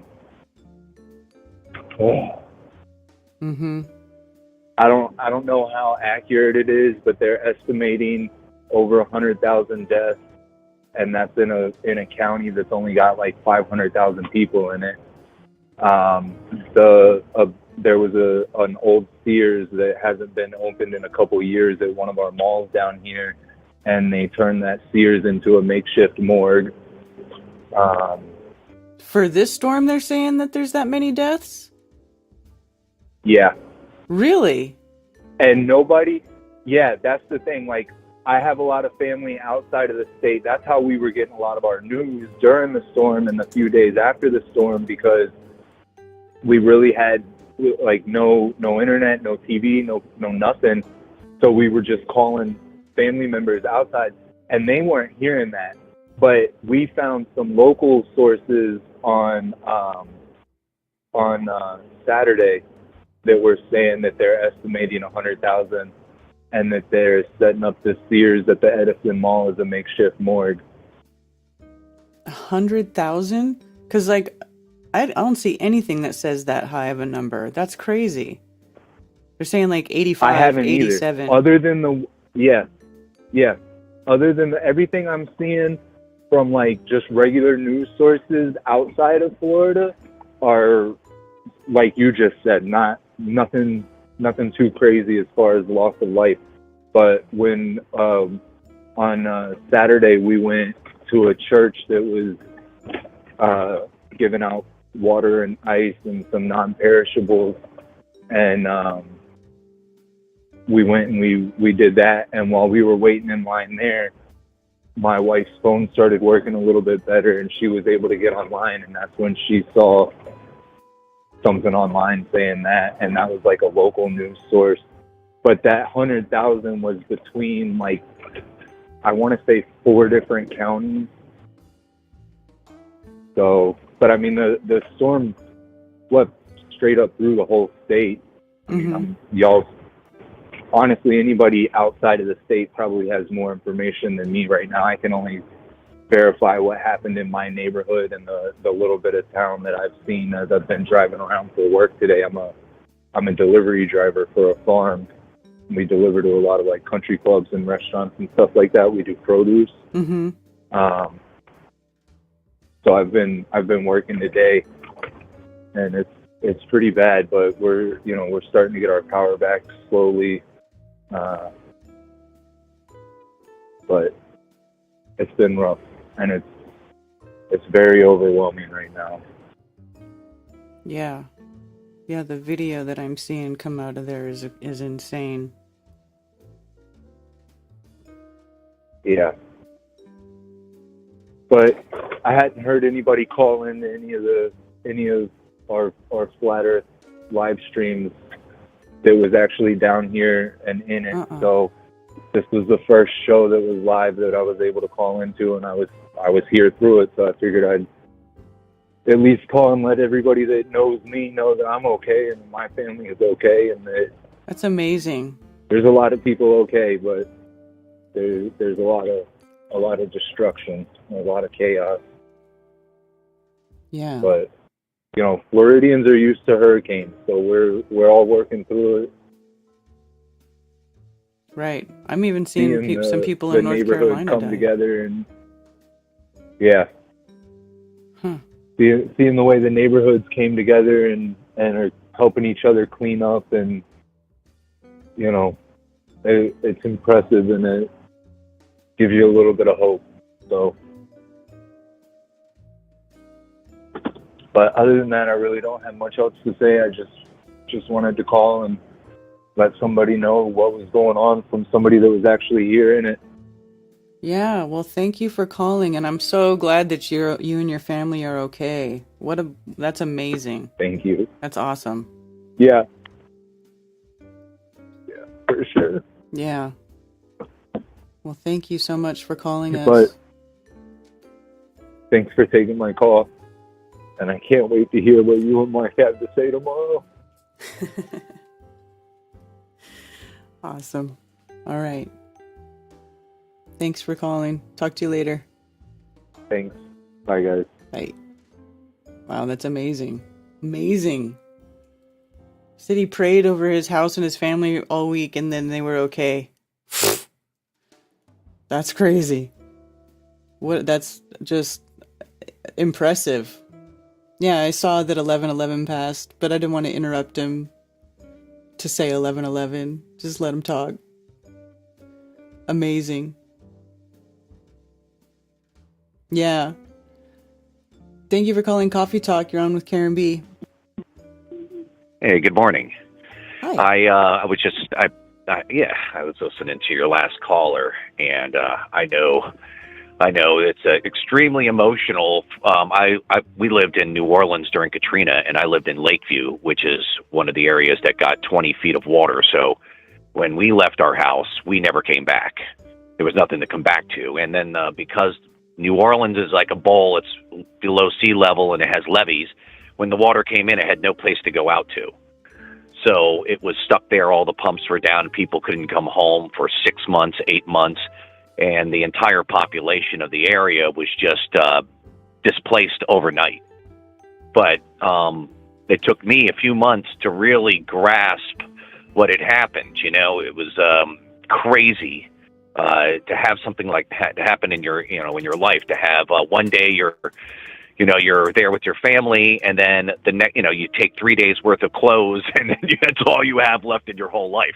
So I'm glad that he's safe. I guess when we had this happen, what we were dealing with was more than just what they have there, because we had essentially gang warfare happening in New Orleans. So the people who stayed, they were subject to attack by roving gangs of thugs from the area. And I happened to know somebody who was in the police department, and they had brought in snipers from Blackwater Security, of all things, and they were stationed then on the top of the rooftops in Uptown to guard the mansions while everyone else was left to fend for themselves. And then the city of New Orleans went around and confiscated everybody's firearms to make sure they were totally defenseless. And there's a bunch of videos about that. So Yeah. It was complete insanity and pandemonium. And then, they used the Superdome as a displaced person shelter. And, to go into it would make me sound racist, but I'm just going to tell you that it was something that you could not even imagine in your worst nightmare was happening in this Superdome thing. And it's something that has been completely quieted up over the years. But I didn't call about that. I just happened to hear the last guy who called, but I wanted to call about something else. And, I had called last week and I talked about the Absolutely Zero report from the UK and Agenda 2030, and how all of the agendas that you're seeing playing out here are part of either the World Economic Forum agenda, or it's part of this Agenda 2030, or any of these other overlapping and complementary agendas that they have created for our future. And I wanted to point out a couple things, because the war in Ukraine and with Russia is very confusing to most people, because obviously we're not in our American schools, and most schools in the West, they don't teach very much history.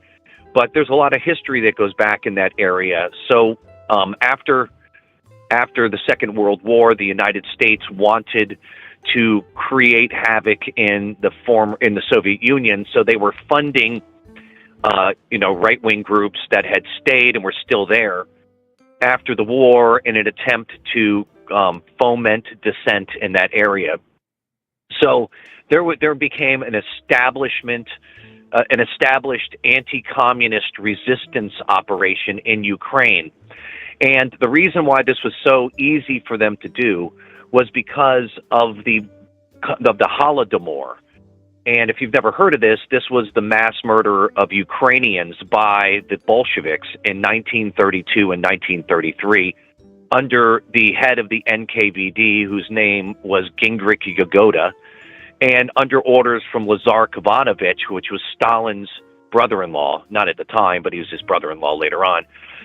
And so they basically used similar tactics as what's happening now, but a little bit more harsh, where they collectivized all the farms. They told farmers they couldn't grow, they couldn't plant, they couldn't do this and that, they couldn't keep any of the food that they had, and this caused a mass famine. And it's estimated, there's no real good numbers on it, but between 7 and 11 million Ukrainians were starved to death. And these Ukrainians were traditional Orthodox Christians, and Gingrich Yagoda and Lazar Kavanovich were Jewish. And this is one of the big secrets of the Soviet Union, is the mass murders of the Gulag system, the Holodomor, and then what happened to Eastern Europeans, the Russians and the Germans after the war underneath the Soviets. So there's a lot of hatred against the Russians.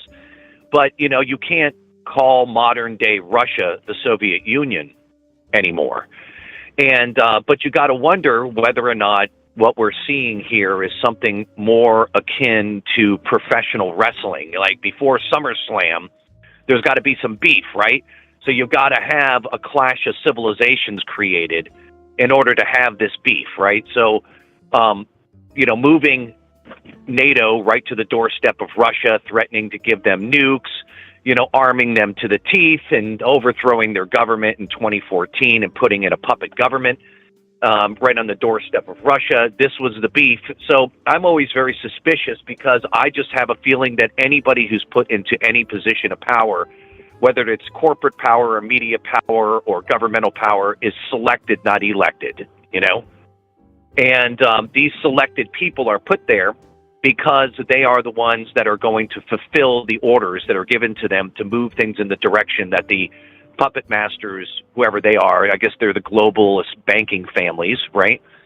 Whoever pulls the strings of the billionaire class, which is the trillionaire class, right? So, and I think I've said to you before that I think billionaires are just middle managers who are given their money for the purposes of acting as middle managers, because when these people die or they get old, the first thing they do is they donate all their money back to globo homo establishments and charities. Mm-hmm. So I don't think it's actually their money. They just keep the money and use it for their purposes to be activists on their behalf, fund your politicians, run the NGOs, all the stuff that you're seeing, right? Right. So, but in Russia, do we really know that Russia and China are really opposed to Globo Homo West, right? Are they just acting as adversaries for the purposes of bringing forth the war that wipes out the majority of the West's male population, while they're bringing in millions of fighting-age men from the Middle East and Africa to replace you when you're dead, right? Mm-hmm. So is this, so I'm very skeptical, and I wanted to just point out 4 issues that I think are some of the pinnacle core issues of the World Economic Forum, Fourth Industrial Revolution, Globo Homo agenda, right? Mm-hmm. And one of those things is Agenda 2030. One is the COVID agenda, right? Another one is the digital ID and social credit score system. And the other one is the central bank digital currencies. And I talked about that last week, right? Mm-hmm. So on all of these accounts that the West is racing towards to implement, as part of the neo-feudal future that they're planning for us, I can tell you that on all of those accounts, Russia and China have either surpassed us or are in the process of fully implementing all of these.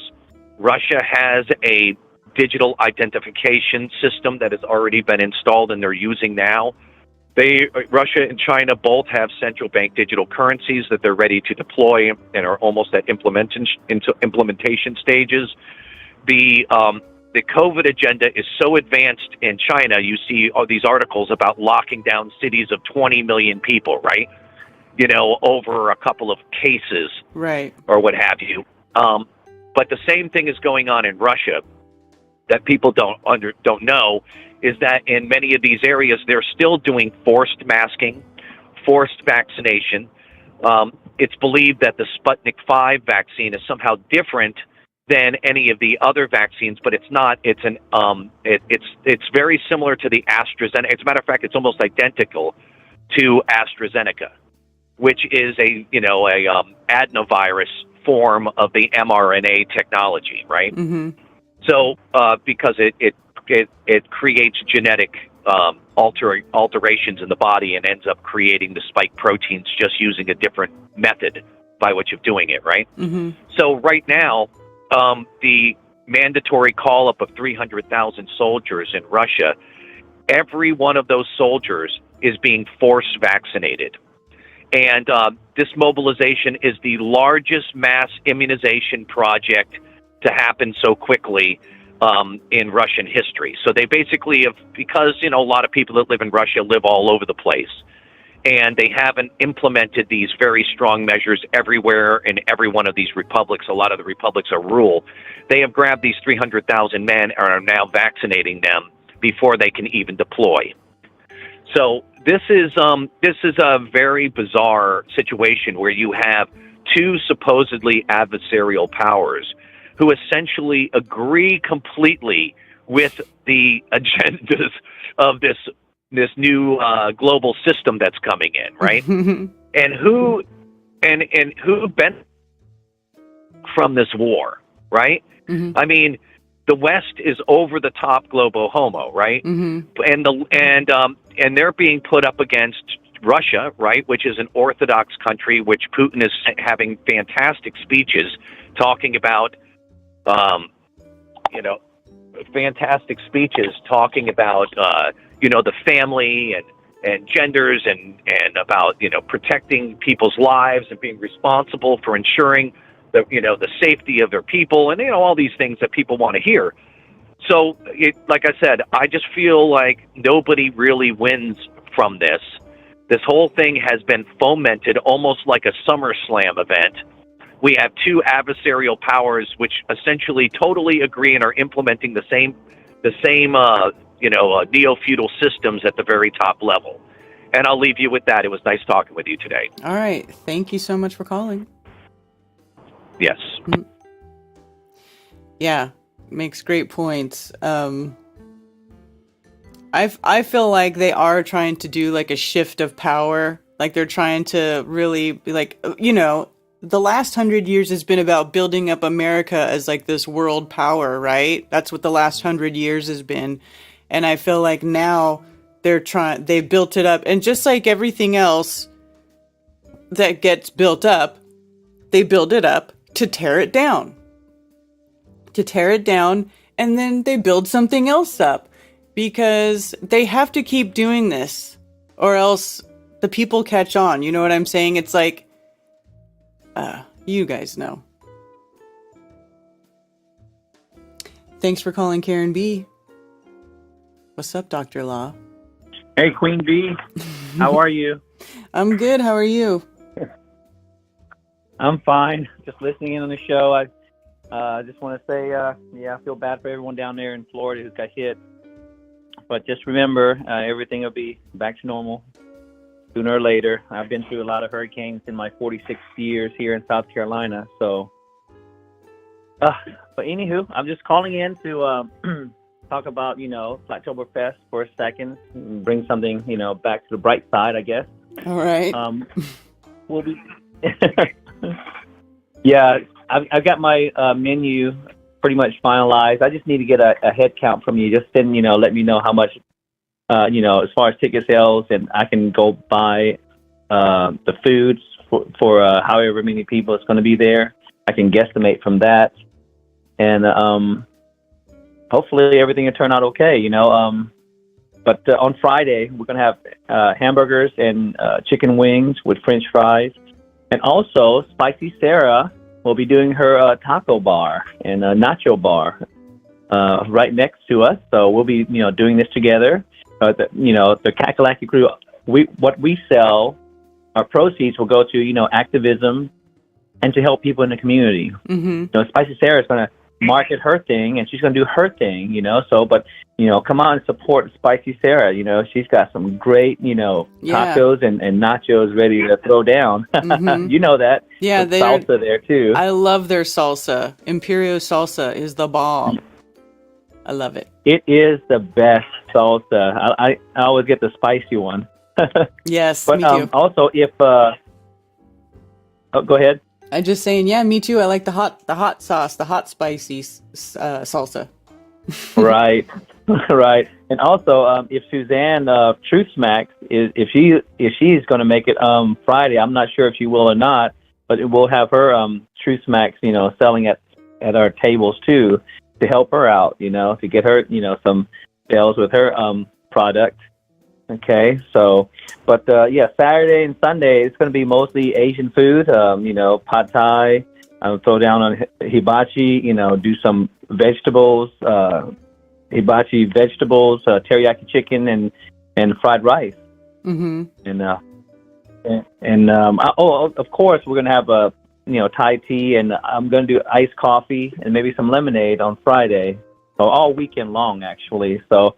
Like I said, I hope to see everyone there. I'm very excited. I'm going to have to start getting my my food together here in the next couple of weeks here. And I'll be up there on Thursday evening. And Friday, we'll be there in the morning to set up at the park. Awesome. So if Nathan, if Commercial Sound and Video, if you need any help, let us know. We'll give you a hand. We'll be up there Thursday evening, or at least I will. Okay. But other than that, just wanted to chime in on that, Queen Bee. And I hope to see everyone there. Oh, don't forget karaoke on Friday.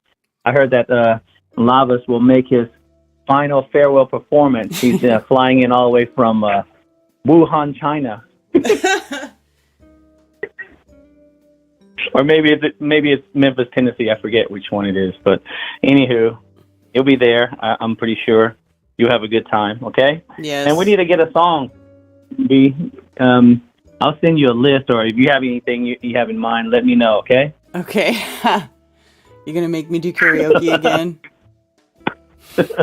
We have to do it one last time for the East Coasters. Yes. All right, we'll do it. Okay. Okay. All right. Let me shout out to let me shout out to everyone in chat. I want to shout out to the Kakalaki Crew, and always you, for holding the biggest Flat Earth event ever, in the Flat Earth meetups here. We appreciate everything you do. I mean, if it wasn't for you, a lot of us would not have gotten together, made friendships, over these years. Yeah. Even people that hate me, bonds. Even people that hate me met their friends in real life at my events and got to hug each other because of what I do, and they still hate me. You're welcome. Well, we take the good from the bad, and like I said, without you, they would never, their faces would never, amount to anything without you. Okay, they would not be known. Only in chats would they ever be known, But they got to meet real people like us and everyone in our community. I just hope, all the division will come to an end. I hate to see that. I'm not one of those that, like those kind of dramas. But, yeah, we just want to thank you. I just want to thank you, Queen Bee, And I think you're right. that this should be the last one here on the East Coast. I definitely agree with you now. Last year, I was really, wanting you to keep going for as long as you can here in South Carolina, North Carolina area. But you're right. You got to go. You got to do something else. And for anyone who hates on Queen Bee, I just want to say, I don't give a shit. If she made $1,000 or $1 million, I would rather see it go to one of us instead of one of them. So think about that for a minute. I don't care what bias you have, but if one of us can actually make it profit or whatever, why have so much hate? You should just be happy for that person, because they are truth seekers and they know what these sheeple don't know. I'd rather one of us get it than one of them. Okay? Yeah. And it's, I put this money too, that a lot of the money goes back into the next event. That's how I keep it going. Absolutely. And we all need to live. We all need money just... to live. Unfortunately, it is what it is. And absolutely. And this, go ahead. Oh, yeah, you're absolutely right. We need money to live in this society, but I just don't understand the mentality of people who think that we have to do things for free. If you think that way, please, if you make it a Flattoberfest and you think that way, come and stand by my side for just a day. And then you tell me you want to do things for free. Please, come and just help me for one day. Yeah. I'll make sure that you will never, ever say that again. If you can hang with me for one day, I'll make sure you'll never say that again. Okay, so just shout out to you, Karen. Don't let people discourage you. I hope you make a fucking billion. Get a million. I hope you make $1 billion. And then because I know people like you will turn around and help people like us. Yes, I do. I do try to help. We're people. all in this together. Mm-hmm. Yes. But yeah, I'm never gonna make $1 million off Flat Earth. I know that for a fact. You never know. I mean, it would be nice. You do. I will. Yeah, I have the biggest smile on my face when you do, if and when you do. Okay, so I'd rather it be one of us than one of them globetards. Okay, so think about that, people. Come on, it's time we set our differences aside. No matter what, we're like family. Families fight and they make up. Mm-hmm. Okay, if you fight and you keep that deep inside, then you have other issues you need to worry about. There's other issues. You have mental issues you need to worry about. That you have such rage in you to keep digging at this. Okay, so anyway, we love you, Karen. And just let me know what it looks like as far as people head counts. If you can just text me. So, because I'm getting ready to go look at prices for all the food, which is really I know has gone up considerably. Yeah, I know everything costs more. Everything costs so much more. Ugh. Yes. And I have a couple of people I have in mind. I set my sights on to help in the community. I'm gonna try to get as much money for them as possible. Mm-hmm. Whatever we can do. But like I said, with the food costs going up, I'm gonna try to keep my prices low. $10, something like that. Something people can afford. But we, like I said, we need to support one another. Okay, so come out there, support. Oh, also, I will have my adjusting table out there too. My portable adjusting table to give adjustments. All you got to do is come by. You see me, say, hey, I need an adjustment. And when I have free time, I will go and give adjustments or in between, lunch and dinner. I can do that. I'm also bringing a massage table for Daryl Davis. He's going to be doing some body work too. And hopefully Gail. Really? Gail, she's in Florida. I haven't really. Is she okay? Do you think she's going to make it? I'm not sure. I need to text her or call her and see if she's coming. I haven't heard much from her lately, so Yeah. she's been busy. Yeah, Gail- but Daryl is going to be there doing some body work. Oh, is he cool? Yep. So, like I said, if you guys need some food, a massage, we have it all. Some drinks, we have it all. Okay. Mm-hmm. So just come out and support, and you'll see where your money goes. We try to do everything. We don't hide anything. So, okay, Karen. All right, Dr. Law, thank you for calling, and thanks for everything you do. Thanks for being awesome. No. Thank you, Queen Bee. We love you, and we'll talk to you soon. All Hope to see everyone at Flattoberfest 2022, the biggest Flat Earth event ever. Much love, all. Much love. Later.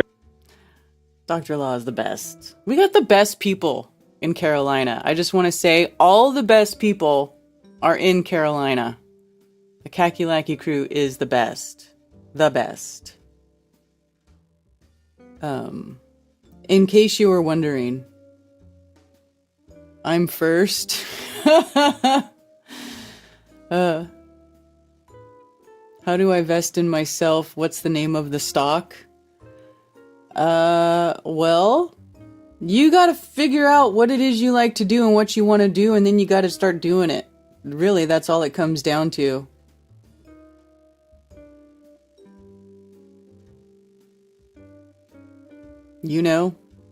By the way, thank you so much for the tip, Eric. Eric Paiva on Rockfin. Appreciate it. I thought families abandon each other.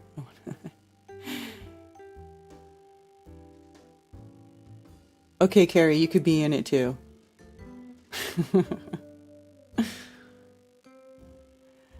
Thanks for calling Coffee Talk. You're on with Karen B. Hey, Karen, good morning. Happy Monday. Happy Sunday. Monday.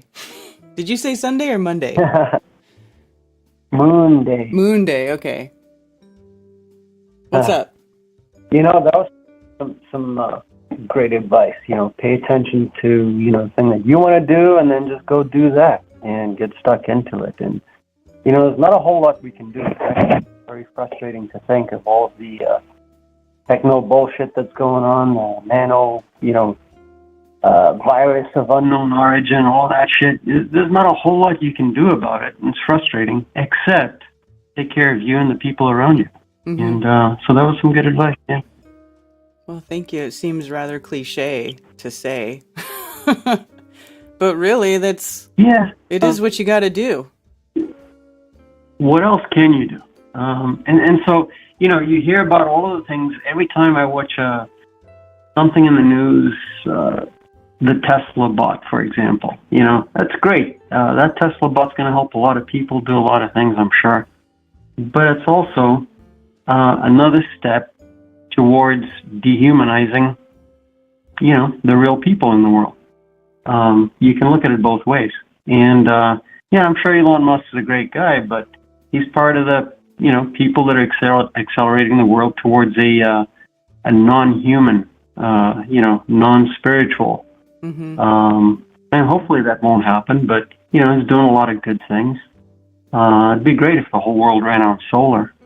On the other hand, you get, all these World Economic Forum shitbags trying to tax everybody on carbon credits. Everything's going to be a tax. And, then what? Everybody lives in a city in a little compartment. The human side of being a real person, a human being, with, real feelings towards other people and having compassion. What happens to that? And so, anyway, you watch all of this stuff and you think it's, great technology, but it's frustrating. And then, so all you can really do is take care of the people around you and yourselves and build communities. And our Flat Earth Tribe is, it's a group of real people that think differently than the rest of the crowd. And so maybe we just look after each other. But, what else can you do? So that's where I'm at. I was just thinking about that. It'd be nice to get everybody on the same page, but that's very hard to do, isn't it? Yes, it's extremely hard to do. And then again, is it really, your job to do it? I mean, you, Mark Sargent, you know, David Weiss, a whole bunch of you guys are doing great things, waking people up. And yet, I still see people wearing fucking masks on their face, driving in their car by themselves. I see it all the time. I know. It's crazy. Yeah. So anyway, on a positive note, hopefully I'm not going to make it to Oktoberfest. It's unfortunate it's the last East Coast one, it seems, but hopefully there's 1 million people there and everybody's has a great time. So I wish you well.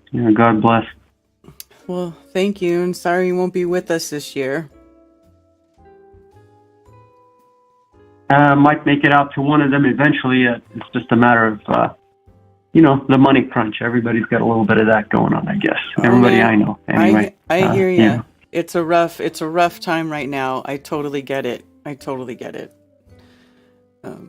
thanks for calling.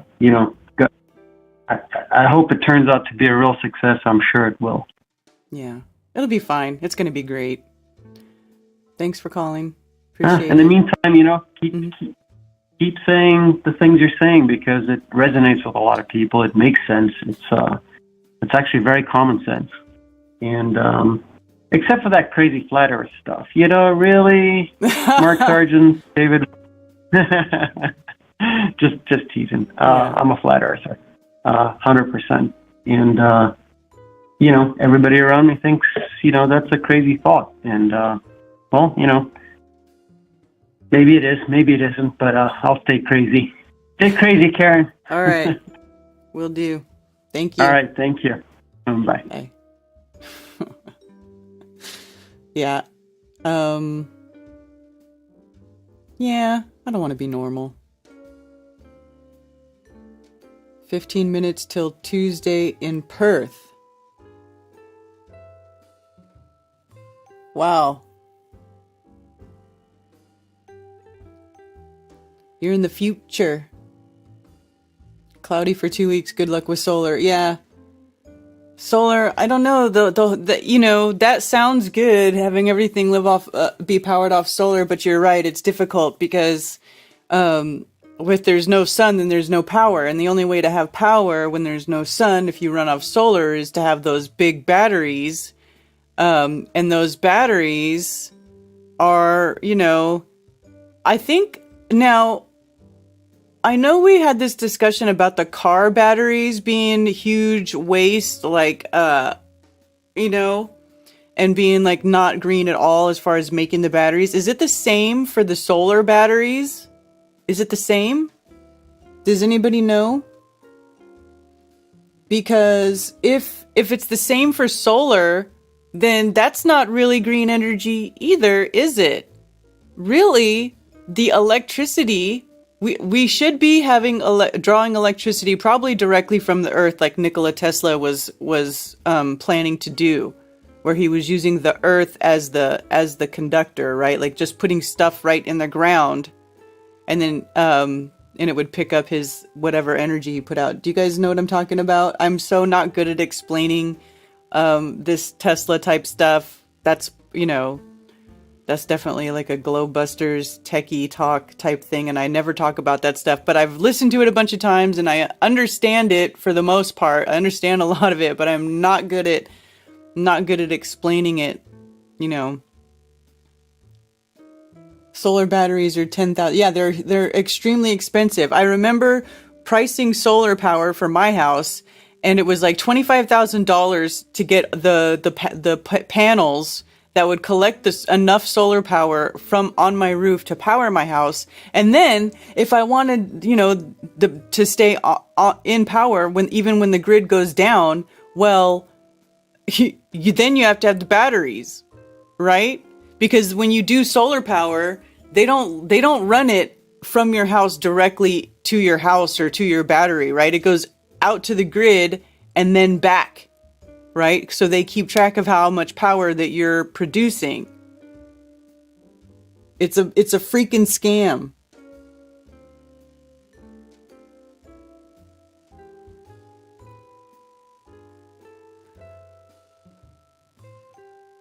Nope, the batteries are not based on a water solution. The old ones are. What type of battery do they use for the solar batteries? Energy from the earth like Tesla, exactly.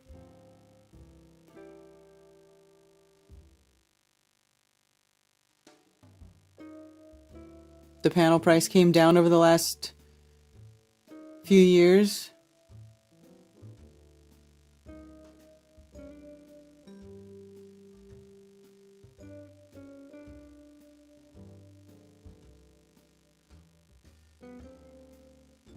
The higher up you go, the more atmospheric energy. Yes, I know, that's right. That's why the buildings have as high as they possibly can. Yeah, it seems like that could be being done on the skyscrapers, although I'm not sure. I would like to see somebody actually build a building that draws energy like that and actually powers the house. Like, can we do it? Because supposedly you should be able to do that, right? Like, and here's the thing, like, there's all kinds of free energy plans out there, like free energy machines, and you hear about people building them, but you can't market it, you can't sell it, you can't be a loudmouth about it. Like, you just have to go into your private property and do it. You have to go and just do it. And then you can say, hey, look, I did this. And then it's like it all has to be underground because the power companies, I mean, it's all about power. Everything's about power, all types of power, control over the power, right? So the power companies, or these, if they find out that you're doing that and you're taking, you're giving people independence from the power companies, the energy, well, you're going to be a target, right? You're going to be a target. 15K solar with grid, 10% is good, steady return. The building solar farms now. Yeah, there's solar farms over here. You know what they do? They cut down all the trees to put solar panels up. It is the most retarded thing I've ever seen in my life.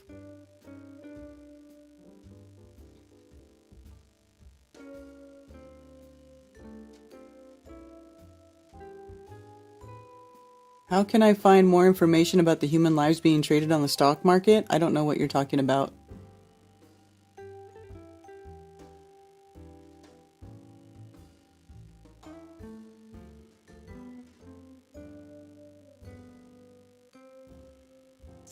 Thank you for calling Coffee Talk. You're on with Karen B. Hey, Karen. I'm a first-time caller from Vancouver, British Columbia. Hi. What's your name? How's it going over there? Oh, my name's Jeff. Jeff? I just started calling because the Tesla thing that you guys are talking about. Mm-hmm. He had a lot of free energy inventions that he never got to actually put to use, and the problem is like the size and mass of what has to be built to be able to utilize it is the government will go, hey, what are you doing there type thing. So you can't really do it underground type thing, Mm-hmm. And that's part of the problem. And yeah, and there's a lot of copper that's needed too. So I don't know if there's a flag for buying tons of copper, but I don't know, but I know Zach Zabala was recently looking into buying, like, what was it? Because we were talking about how much wire you would need to coil up in order to tap into the the Earth's resonant frequency, which is like 7.84 hertz or something. It's really, really low, right? The Schumann resonance. And because it's such a low amount of power, you need to coil up more and more wire to be able to tap into that energy. And to get into that frequency from the Earth, you need 6,000 miles of copper wire coiled up. Yeah. Yeah, so I don't know if that would ring up a big red flag or not with the government when you buy something like that. I know. I mean, it might. Maybe if we did it like from a few different sources. Yeah. Yeah. Yeah, you'd probably have to source a bunch of different places and buy it.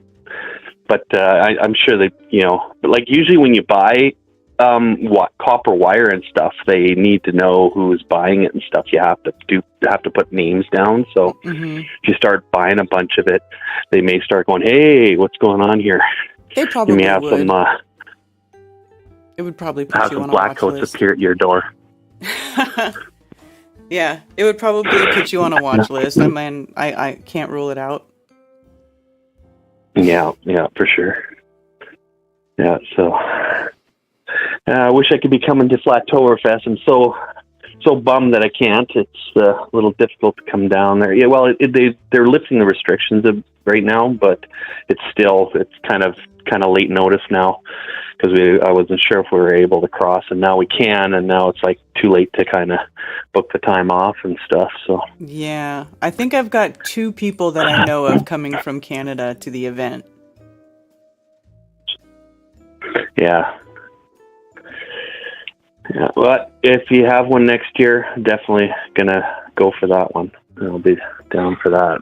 All right. Well, awesome. There's one question I wanted to. There's one question I wanted to ask you. In your experience with meeting people that are flat earthers, do you find that there are any atheists amongst us? No, very rarely. I think I've come across just like maybe 1 or 2 that said that they claimed they were atheists. I have come across it, but it's extremely rare. Yeah, that's what I've been noticing as well.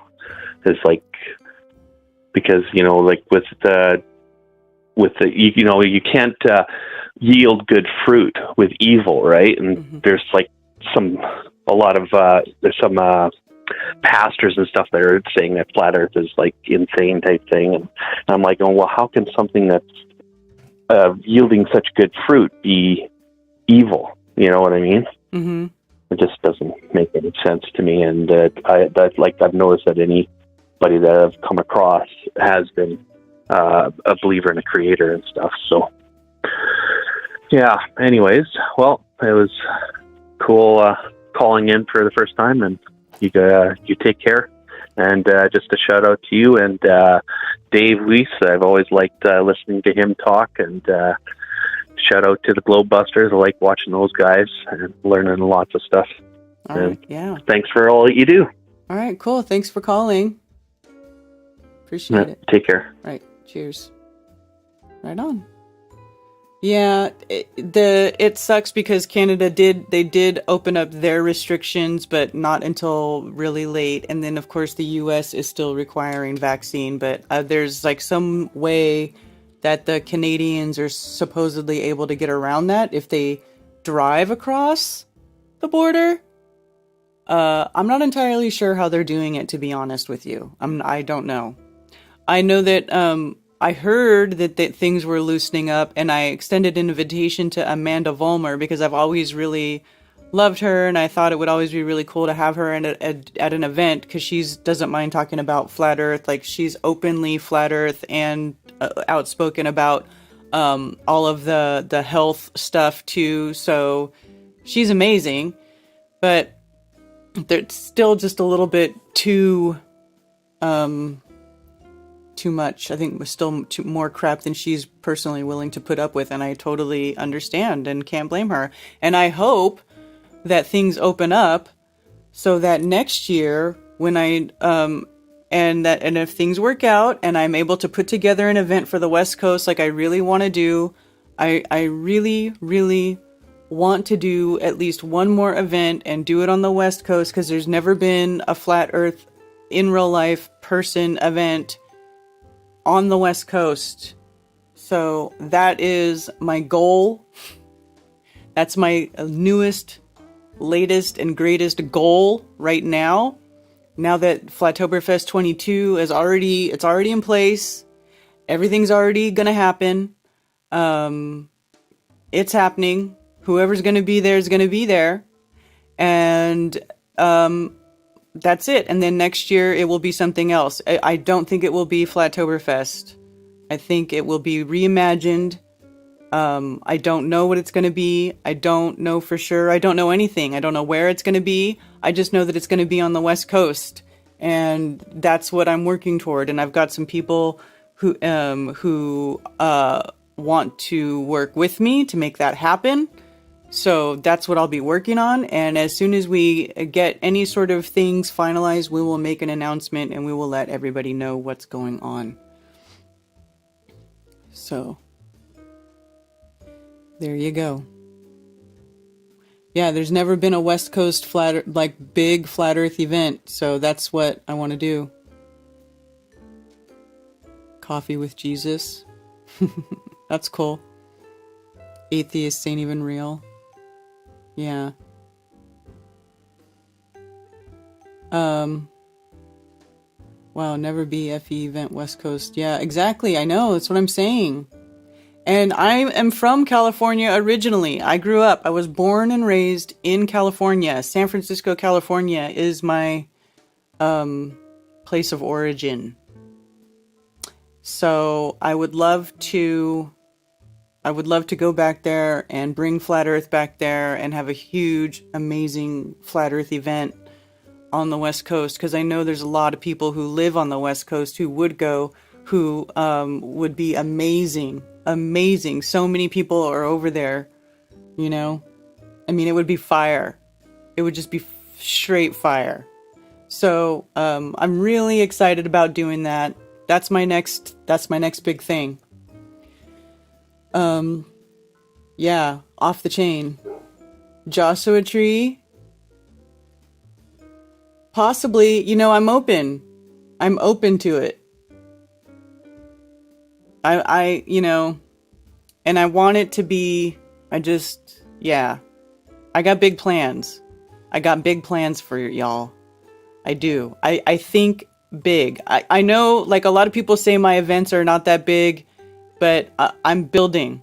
I have a vision in my mind that I am working towards, and I want to do big things, but you know, we'll see how it goes. We'll see how powerful my manifestation powers really are.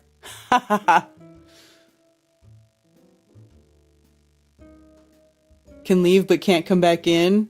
Oh boy. Is that how Australia is? You can leave but you can't come back in? I know, even Americans can go fly and go in and out of Australia now. Isn't it crazy?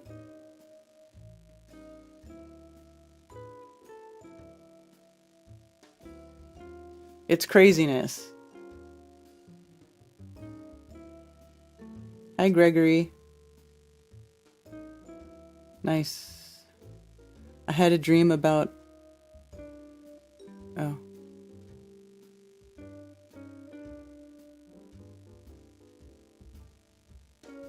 We are heading back home until 20... Oh, yeah. Joelle, hanging out in Carolina for a little while.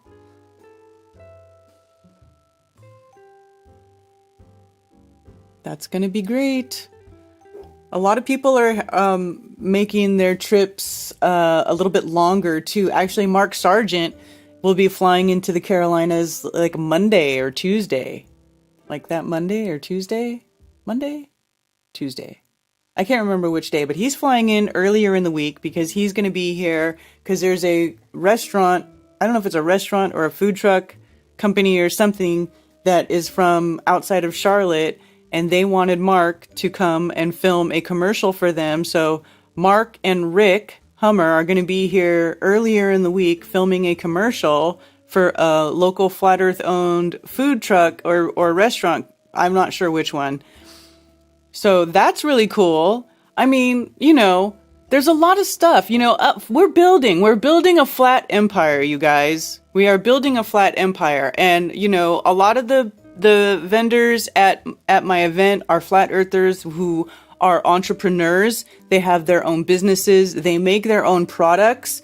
They make their own alternative healthcare products and different stuff that, you know, because they care about you and they want you to have, you know, toxic-free products that are good for you to use. And in a way, you know, you're getting some of the good energy from these people who create these products, right? They, like Joelle, her thing is called Handmade with Love, right? So you're getting something that's made with care for you to use. It's like, it's beautiful. It's a beautiful thing. So it'll be great. So I just, you know, I think it's just always, we're always going to have a great time. And I'm super excited about there being a whole room for everybody to socialize and talk in. That is not the room where the presentations are going on. That's going to make my life easier. And don't forget about the guy who will be at Clemson University doing FE activism. Jarvio is his last name. Yes, you're right, Dr. Law, actually. Thank you for bringing that up.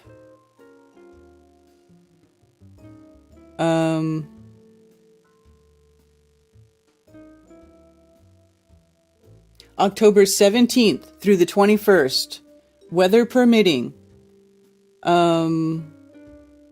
If anyone is interested in participating, please have them contact Peter for details. Jarvio, JARVIOPDJ @gmail.com. If you want to contact him and be part of the activism. I need to put this on my website. In fact, well, maybe I should do it right now. Yeah, so there's that. And then also Tommy is going to be doing activism at Reedy Falls. I think it's called Reedy Falls, which is the river, where the river runs through downtown Greenville, and it's a beautiful little area there.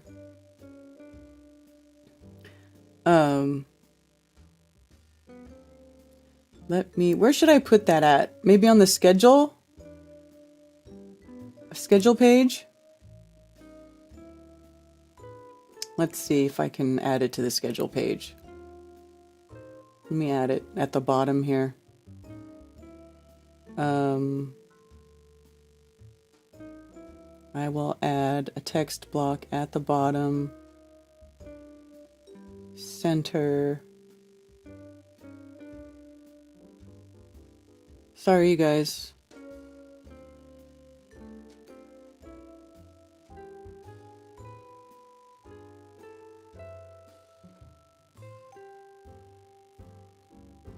But if I don't do it now, I'll forget. I might forget later.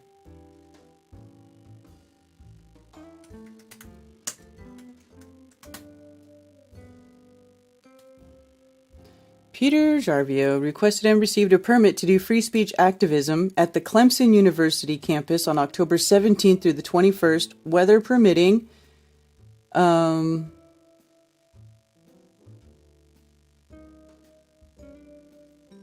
For Flatoberfest employees,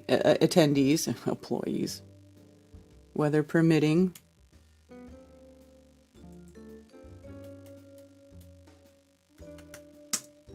For Flatoberfest attendees, anybody who wants to attend, have them please contact, I gotta change his text around. Please contact Peter for details. Save changes. Oh wait, let me make that maybe a little bigger of a text. Oops, all of it the same. Thank you. Save.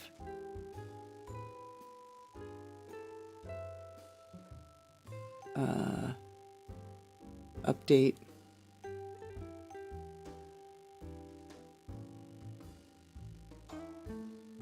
Okay, I hope it looks okay. I didn't even preview it first. Let's see.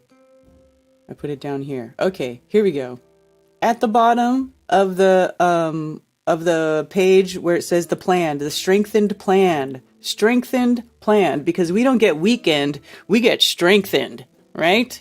So the part of the plan, here at the bottom, Peter Jarvio requested and received a permit to do free speech activism on the Clemson University campus, October 17th through the 21st, weather permitting, for Flatoberfest attendees. If any attendees are interested in joining him on campus, I gotta change that again. If anyone's interested in participating, you can contact Peter. I've got his email here and his phone number. He gave us his email and his phone number if you want to go to the university and join him for activism while you are in town, or if you are a local and you want to join him for activism while he is in town and for the week of Flattoberfest. Okay? So there. I probably should have done that a long time ago. I'm really bad.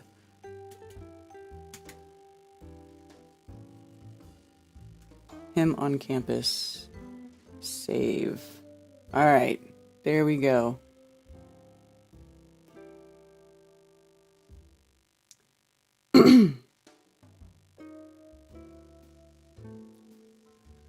Alright. Okay. So there. Thank you for bringing that up, Law. And I did put it on the website now.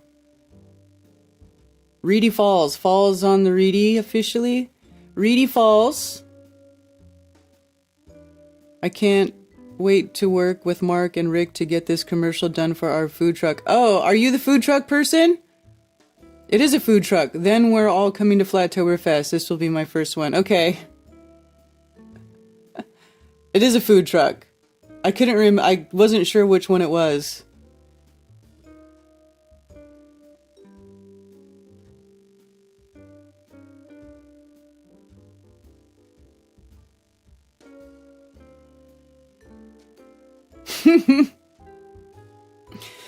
All right. Okay, so that's what's going on. There's actually going to be a lot going on. You will not be bored. You will not be sorry that you came. It's, you know, if you can make it. And I totally understand that financial woes are upon many right now. I totally get it. I get it. If you're not able to make it, if traveling is just too much and too expensive right now, you can watch on the live stream if you'd like. And we're going to be doing this next year on the West Coast.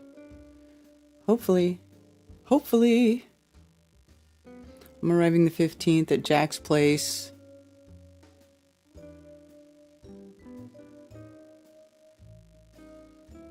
Yeah. Yeah, Jack Flat Earth, who does the anti-religious scripture study with me, he does allow people to come camp at his house, but you have to contact him, justjackflatearth@gmail.com.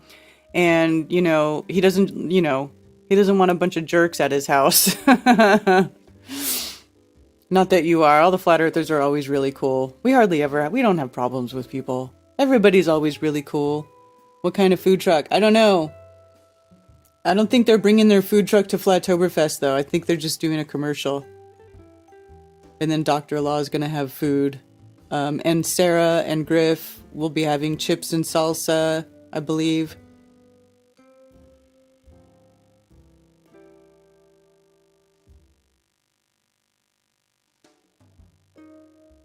Water meter. What? The water meter people? Oh, look. We have a very special caller on the line. Thanks for calling Coffee Talk with Karen B.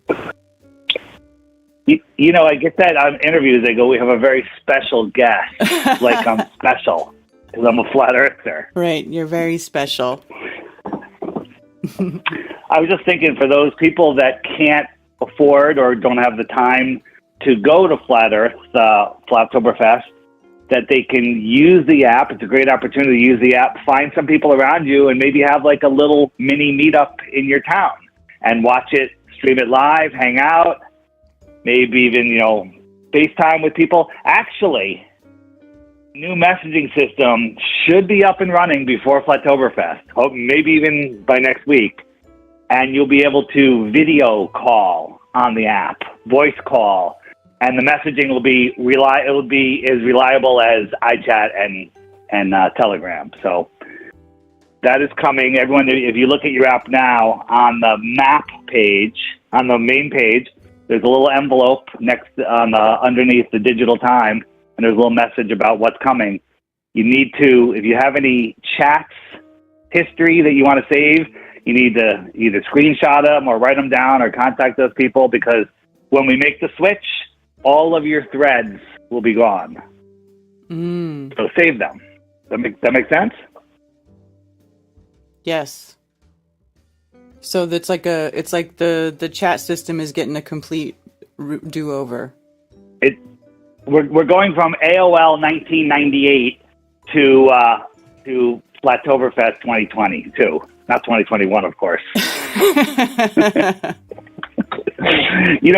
I'm like literally doing stuff as I'm falling asleep, and I grab the wrong file, and now my guy in India is sleeping, so it won't get changed until tonight. That's crazy. Okay. Hilarious. It doesn't matter. It's still linked to the right place. Anyone that clicks it will see the real dates. Yeah, it goes to the right place. So that's what matters. You're right. I think I took all my what matters. 2021 stuff down so that wouldn't happen, or I made it private. And the first event I went to, where Dr. Law was cooking, I was like, well, I figured we'd have to get some food somewhere. Like how good's the food gonna be?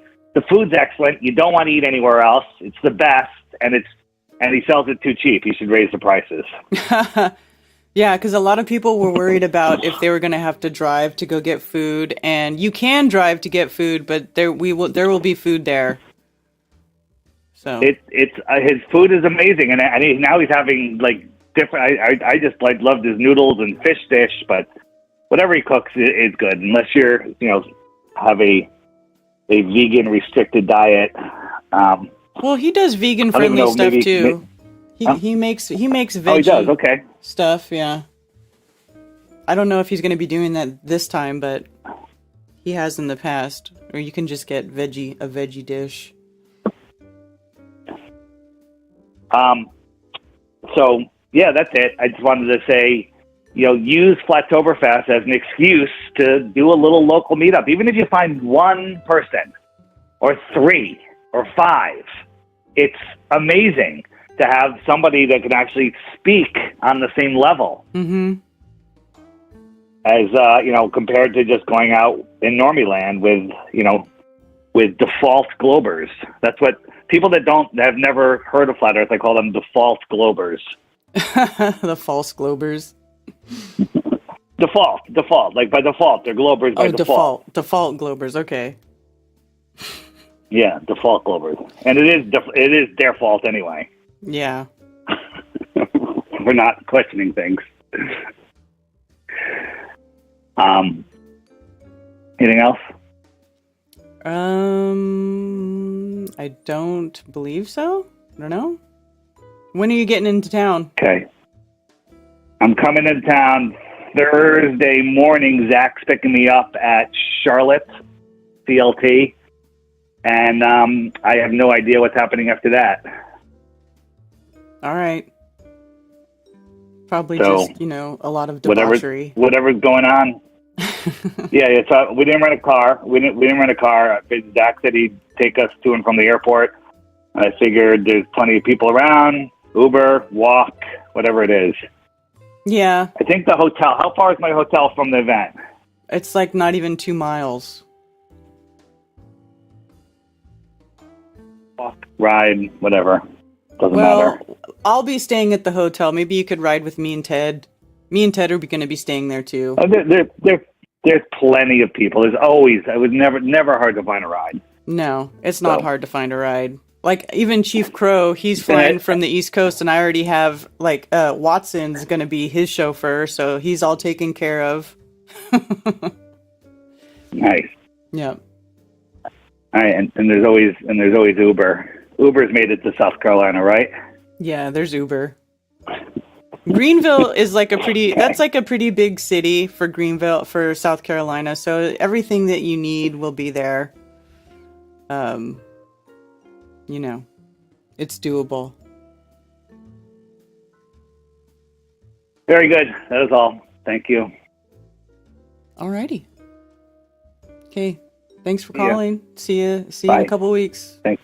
Bye. Bye. Yep. Bye-bye. David Weiss, everybody. David Weiss. It's EISS, by the way. If you want to remember how to spell David Weiss's name, it's WEISS.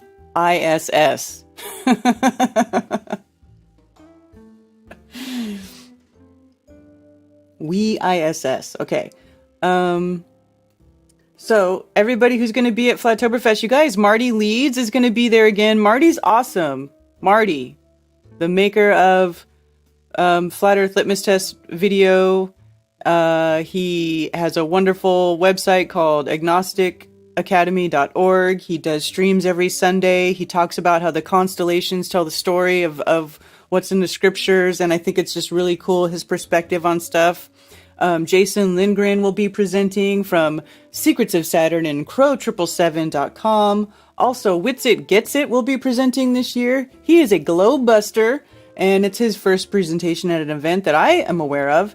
And then Sean Griffin will also be presenting. Sean Griffin from Kingdom and Context. He has a great channel where he also talks about scripture and modern events and making the correlation there. So his stuff is very interesting. And also Benjamin Balderson, who who is looking at this from a completely different point of view.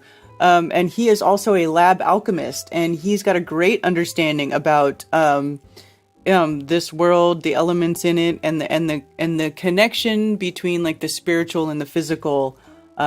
He's got a great perspective. And then of course our old favorite Mark Sargent, he will be there in real life, and he's going to auction off his Mason hat at the Mason Hall, and you have to be there to get it. He will not be shipping it. So somebody who is going to be attending the event will be going home with that Freemason, that 32nd degree Freemason hat.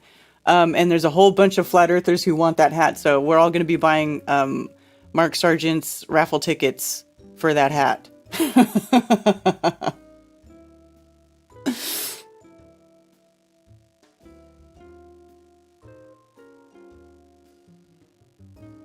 Cleveland Steve, I can pick up anyone or drive if needed. Cleveland Steve, why don't you join the Flat Earth carpool group? Because there's people in there who are flying in who maybe could use a ride. I don't know if you want to join that, but I do have a Telegram group. If you go to my website and you go to events and you go to hotel and camping info, right? There's a link here. Maybe I should put this on the other pages too, to the Telegram carpool group. If you click on that image, it says Flattoberfest 2022 info and carpool connection, view in Telegram, open Telegram, boom, and you'll be there. So there's over 100 people in there now. If you guys want, BB, well, if he comes by himself, he's not bringing the dogs, but I know the original plan was that he wanted to bring the dogs and their camper.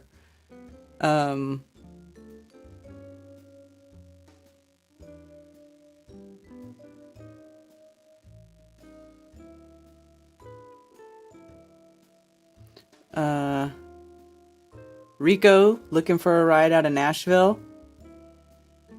Or if anybody will be traveling through Nashville.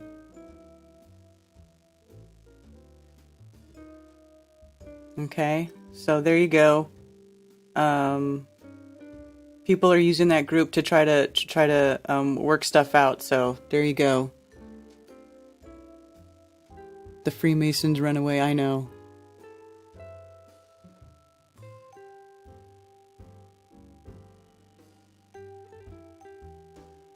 Yeah. Oh, you already joined? Okay, cool. Right on, y'all. Normies are boring. Hi, Andrea. Shout out to you, Andrea Curtis. Yeah.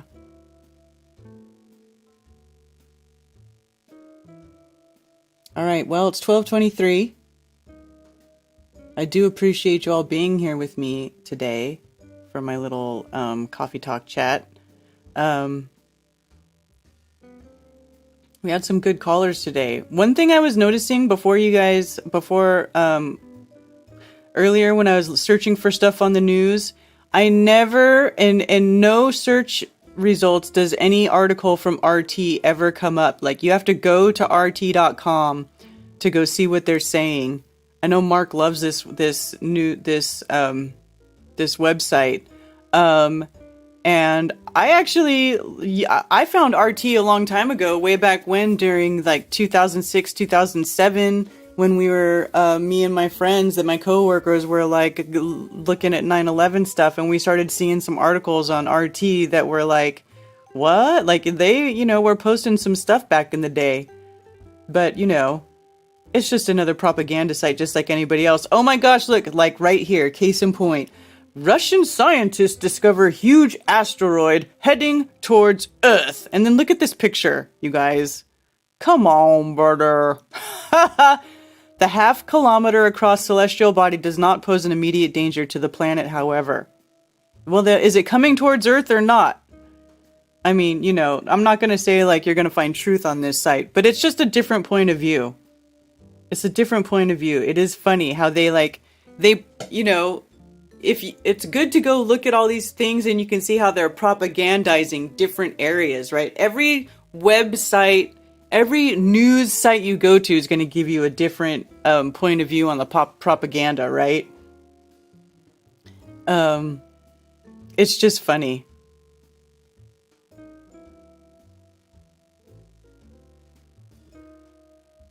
Western media says Russia blew up Nord Stream, but why would Moscow destroy pipelines it spent billions of dollars building?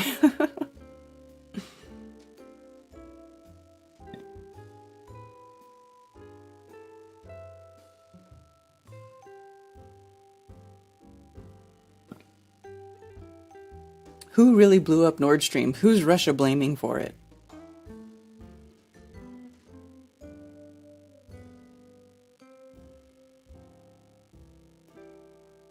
Several media outlets have accordingly published lengthy articles speculating on the Kremlin's motives for doing so, but there has been inevitably not been a single comparable investigation of the reasons why Russia wouldn't do so, of which there are clearly a great many.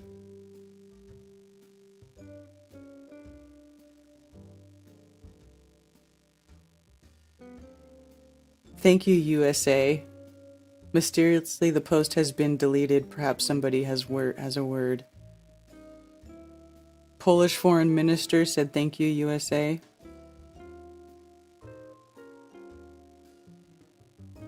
Yeah, I mean, clearly there's some heavy geopolitical BS going on right now, and they're going to crash the economy. They are, pitting people against each other. It's a psychological warfare. They're attacking our children constantly. Our children are under attack by this, satanic, evil, pedophile cult that happens to run everything. Oh, look at this. Did you guys see this? This is hilarious. I'm so glad I came across this. You guys have to look at this. Is funny, okay? Look at their stupid helicopter. This is their Ingenuity helicopter. Look what it looks like. How dumb. How dumb, right? And look at the crisp, clear shadow. Like, are you kidding me right now? So the thing is deploying, right? And they're like, oh, there's debris. Look, right here. The orbiter caught debris on Mars. Oh my goodness. It's a freaking plastic bag. Or something. Stuck on their little remote control toy that is clearly not on freaking Mars. It's here on Earth. Because Mars doesn't even have enough atmosphere.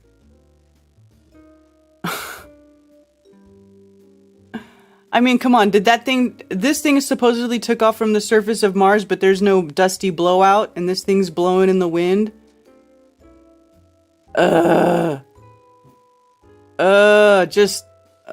Stop with the bullshit. Look. That's supposed to be it taking off. Zero dust kick up on that. Oh, why isn't the dust kicking up? Because there's no atmosphere. Well, then how is the helicopter lifting up? I don't know. Oh, there's no atmosphere? Well, then how is this thing flapping around in no atmosphere? Like, people believe this shit. People believe it. Look at this.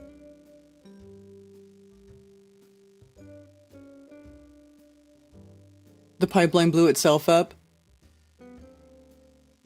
RT is controlled op. They're all controlled op, Brian.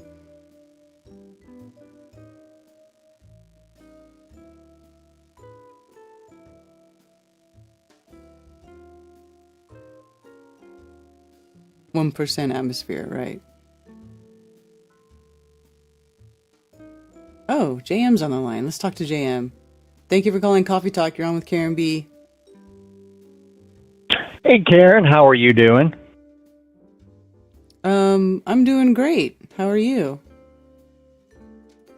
Oh, I'm enjoying all this incredible space footage you're sending us. I mean, it's amazing the power of the science, and I mean just the incredible technology that they seem to have over there. I'm amazed. Yeah. I mean, that's almost as good as their DART program, where they blew up that or they sent that satellite into that asteroid. Mm-hmm. Right.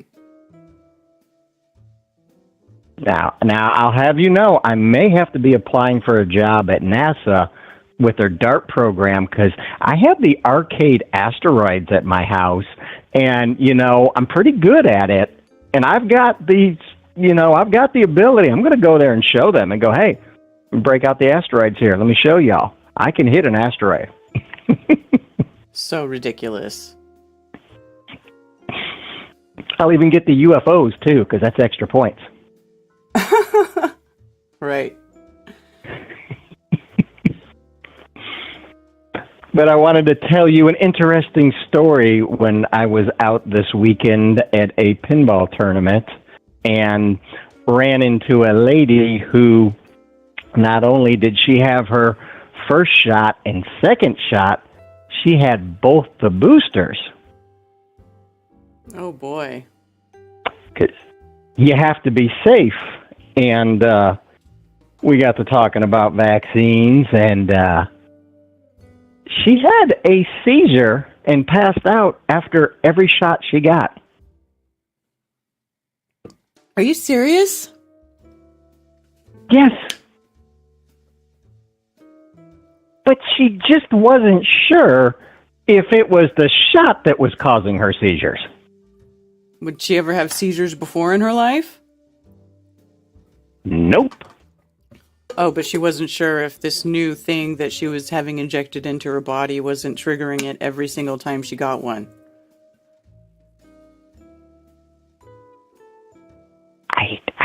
I don't understand, Karen. The people have been dumbed down so much in the past 30 years. It's sickening. Yeah. Yeah. I know. It's all been by design. They've been doing it for a long time. They have been trained to listen to authority no matter what the authority tells you. Right. It's absolutely disgusting. Yes. That person, with the religion of science, and that's what I'm calling it now, because I'm sorry, most of these quote-unquote science people don't do fucking true science. I've seen more from our group of people that actually do fucking real science than I have in all this crap you see coming from the damn screen. It's all fucking theory they're giving us. At least with our people, here is what we've done. Here are the scientific experiments we've performed. Here are the experiments we've performed. Please do these and test it yourself, which is true science. Here's what we know for facts that we've come up with, and here's what our theories are on these things here that we don't know yet. Mm-hmm. Simple, easy to follow, easy to go along with. Our group of people seems to be having no problem letting people know, I don't know that answer. Right. which I find does trigger a lot of the quote-unquote normie people. Oh, yeah. Yeah, because they're used to being told that there's an answer for everything, and then they just believe it. You know? Because they never go and verify. They've never verified a thing in their life. No. I had a very interesting talk. I was over at my sister's house last week, and her husband was there, of course, and her son was there as well, too. Now, my sister's son's girlfriend is also a flat earther as well. And I was talking with my brother-in-law, and I couldn't help myself, and we got talking about the Bible, and I looked at him, and I said, now, Ryan, you do realize your book, the Bible, is a flat earth book. He looks at me, what the fuck are you talking about? Go to Genesis. It literally tells you what the earth is like, lays it out for you. And we got to talking, and then, of course, her son, Alex, got involved, and I said, okay, I'm just going to ask you all this. It's a real simple question. How the fuck did my son go from Houston this summer to Hawaii on a plane, and once they got the cruising altitude, set a level on the fucking table, and it stayed level the entire flight at cruising altitude if he was on a ball? Can you explain this to me? And you know what he pulled out of his hat? Gravity. Yeah, gravity, of course. I said, really, explain to me this, how that you can just rub that gravity on it and it fixes it. Yeah. And we got talking about gravity as well, and I said, you're still not telling me how gravity works. You're telling me exactly what gravity does, but you're not telling me how it works. Once again, and then I made a ball shape of a bag, made it a ball, and I said, if the plane is going around this, the nose will have to continue to point down. It is physically, he goes, well, you got to understand, it's a big ball, and he starts doing his arm and tries to put an angle like he's doing math, and you see there's always a flat, level surface as you go around the ball because it's so big and because of gravity. And I looked at him, and I said, dude, the fuck are you smoking, man?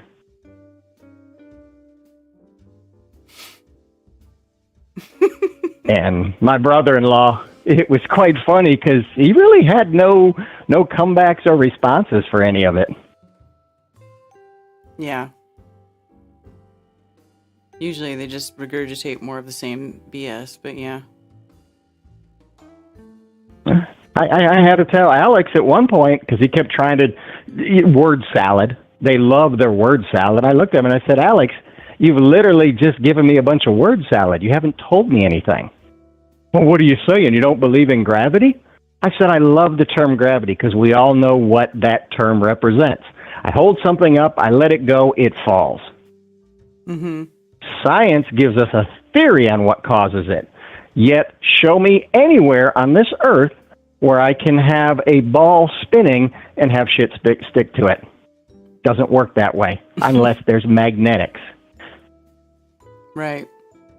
And then we got into the vacuum and gas, and they always go back to, well, you have to have a giant Earth to get that to happen with the gravity. I said, no, you don't, because you have gravity here on Earth, you have gas here on Earth, you can scale down the size in a lab and perform that same experiment. I've never seen anybody be able to have a vacuum next to pressurized gas without a fucking container for the pressurized gas. As a matter of fact, you can't have pressurized gas without a container. It defies all laws of physics. Right.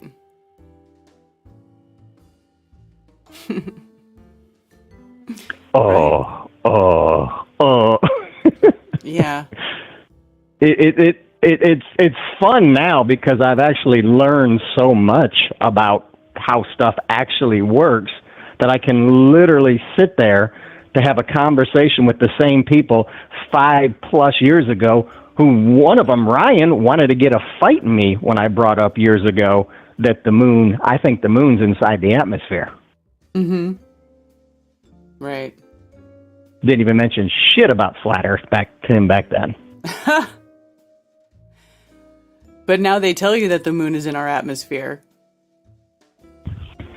Exactly. And I made sure to bring that up because I never threw it in his face, because it was 3 months after I brought that up to him that NASA came out and admitted it. I never brought anything up to him. I looked at him and I said, Ryan, remember all those years ago when you wanted to have a fist fight with me because I thought the moon was inside the atmosphere? Guess what? Science backed up what I said a couple months after we talked about that. Of course, he's got to get on his phone. Google. Oh, shit, it is. Yeah. Right.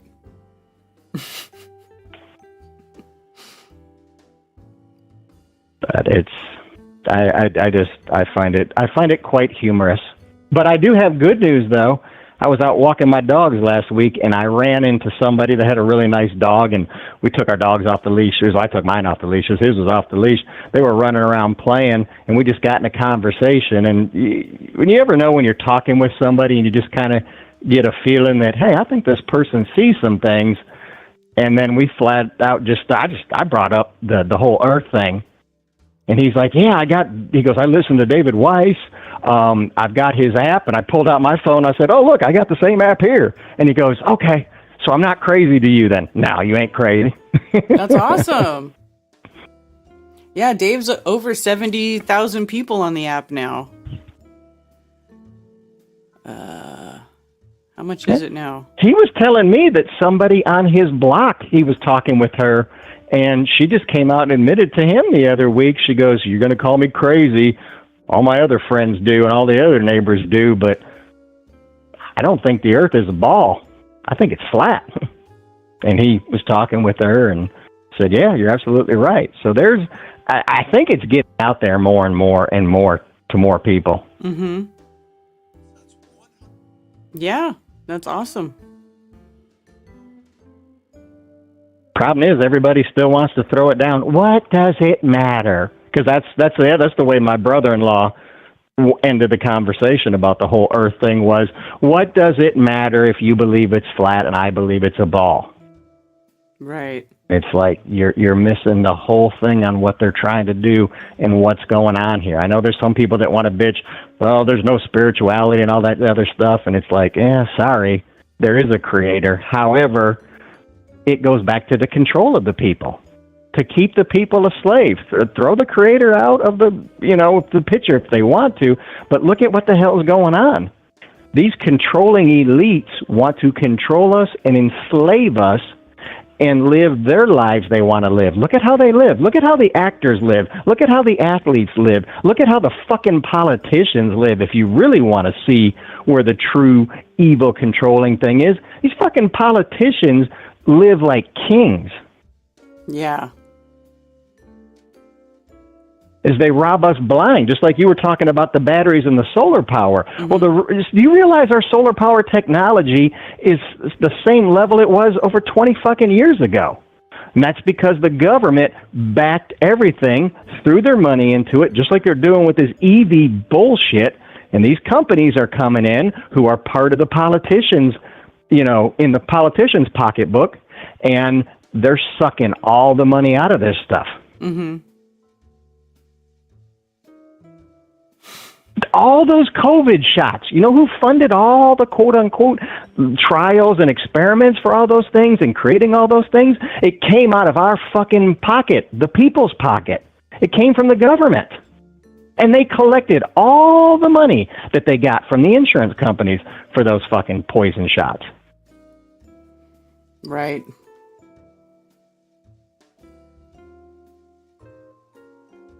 Yep.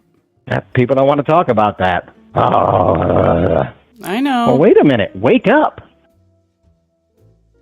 Yeah. I mean, it's in your face. This is like part of why I kind of gave up on like trying to wake as many people up as much as possible. I feel like it's in your face. After the last 2.5 years, you've all been hit right in your freaking face with all the bullshit, like right there for you to see. And if you don't see it now, you're dumb. You must be retarded. You must have no soul. You must be completely blind. You must be just fucking lost. Like if you don't see any of it, I don't see how anybody can not see any of it and buy into all this BS hook, line, and sinker. Like, you are completely brainwashed, programmed, puppet if you believe anything on the TV that they tell you. Anything the news tells you, anything any politicians tells you, all of it. It's just so difficult to, it's like talking to a brick wall anymore. You know, it's almost impossible to have a conversation with people, you know. So I just like to focus on the people who are seeing it, the people who find us because they are seeing that something's not right, and they become curious and they start to seek out the information. Because really, if you want to know the truth, you have to put in some effort and you have to seek out that information, you know. And if you do it that way too, it also means a lot more, because then it's like you went and sought out those answers. You were looking for that information, right? So you were meant to find it. But if somebody, you know, if you just go find the average person on the street and start slapping them with all this information, you know, they're just like, you're insane. Get away from me. Like, why shouldn't I call the police and have them try to put you in a psych hospital right now? That's how most of them will look at you. And I've just come to realize that it's just a waste of time. Most people are a waste of time. So I just try to focus on the people that are here, and the people who want to wake up, the people who want to live a better life, the people who want to make this place a better place, the people who don't want to let these politicians turn everything to complete shit, you know, which is what's happening. And I would just rather focus and put energy towards those people, personally, at this point. No, I can see where you're coming from, and I've learned a lot as well in the information I've gotten and the knowledge. And like I said, I'm very thankful to people like you, people like Brian, you know, people like Mark Sargent. Even though we know he's a shill and he's using flat Earth to get all this money to buy up all the pinball machines and causing the value of these things to go up to where us normal people can't afford to buy one, Karen. So I'm Right. still upset with Mr. Mark Sargent for doing this. Right. He's hoarding all the machines, Karen. I know his dark secret with his Masonic hat. Could be. I don't know very many people who go inside his home there on Whidbey Island, so he could be hoarding them. It could happen. Exactly. It's just you walk in there and there'll be the machine everywhere, and he'd be like, and the value on this one went up by $1,000 this week. Yeah, exactly. It's walking around like a madman with his Masonic hat on. Yeah, precisely. And your man Ted, he knows too. He agreed with me in the chat earlier. I saw it. Ted knows. Ted knows. Ted knows what? That Mark is doing this flat Earth stuff just to collect all the money so he can buy up all the pinball machines. Yeah, okay, yeah.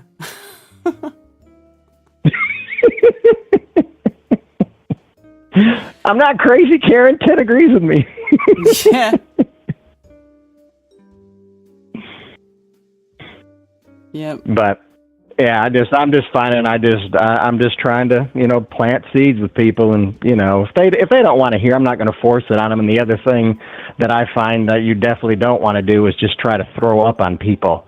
No. Well, now that you got curiosity about this, let me throw up this on you, and you can't do it, even though as much as you want to. It's like, whoa, because think about it. We all took time to get our eyes opened up to what's going on. You just don't wake up one day and go, oh, okay, for everything. You really got to go through and get your mind cleaned from the lies of what we've been given. Mm-hmm. Yeah. Exactly. Hell, Karen, I was playing the new Rush pinball machine this weekend at that tournament. Okay, Rush is a rock and roll band. Mm-hmm. Do you realize they had space theme in that? There was a spot where you had the sun and the planets and the solar system comes up on the screen and the display. I'm like, the fuck are they showing the quote-unquote magical galaxy for in this game? No, I didn't know that. Yeah. Space theme thrown in there. It's everywhere. People love space. Space. the final frontier. Mm-hmm. Yes. Yeah. Well, as always, Karen, thank you much. Much love, and keep doing what you're doing with these Flattoberfest because they are fantastic. And hey, those Masonic people over the whatchamacallit people over there at the Shriners, those people were cool as shit, man. They were just down to earth, right? Great, friendly people who really liked what we were doing. They were awesome, and they were like totally cool with talking to all of us about flat Earth, even. So. Yeah. Exactly. They were all. And then one lady I was talking to there, she goes, I love when you guys come here. We love when you guys are here. You all are friendly. You're nice. You pick up after yourselves. We have no trouble with you. And she goes, you guys really bring some interesting stuff to the table. Mm-hmm. Yep. They love it. They love us. It's a great place. I really like having events there. I have to say, it's one of my favorite places that I've dealt with. This will be my third event there. So it's easy to get to. Yeah. Yeah, it's easy to get to. You can go outside and enjoy yourself and, just have a good time outside if you want a smoke break and nobody harasses you. Mm-hmm. So it's a great time. Yeah, it's wonderful. All right. Well, thanks for calling, JM. Thank you, Karen. Much love. Bye. Bye. All righty. Got some more callers. Running a little late today. Thanks for calling. You're on with Karen B. Hey, Karen, it's Ariel. How's it going? Oh, hey, good. How are you? I'm good. I was listening while I'm on one of my cleaning jobs here. And I was listening. What was the guy's last name? JP, I think you said? JM, the last caller? JM. Yeah, I got the J part right. Mm-hmm. You guys were talking about how, the Glovers are just, there's no point in wasting any effort on the ones who haven't woken up yet. You just spend time talking to the people who are like, oh, this is interesting. Oh, I've done this, looked into this a little tiny bit myself. Like, they've already got their appetites wet. That's when it's, like, really cool and you can, like, really have a conversation with people and not, like, be drained after the conversation because the Globetards, they don't know. And that's how it's supposed to be, right? That's how it was designed to be. So I completely agree with you. There's no point in wasting our time waking everybody up because we're at the point where the ones who are smart enough will wake up on their own. You know what I mean? Mm-hmm. Yeah. Anybody who wants to ask the right questions will wake up. Will wake up, exactly. They have their own, their questions have already been started in their own brain, and then when they finally find flat Earth, hopefully then that can be the final straw that breaks the camel's back and that opens a whole new world to them. I feel like we really need to be finding and focusing on those people, just like you said, because we need to be building our tribe. We need to start building those communities all across the country, get self-sustaining, away from the government and all that great stuff. But we can't do that if we're wasting our time trying to wake people up. Right. That's not going to happen.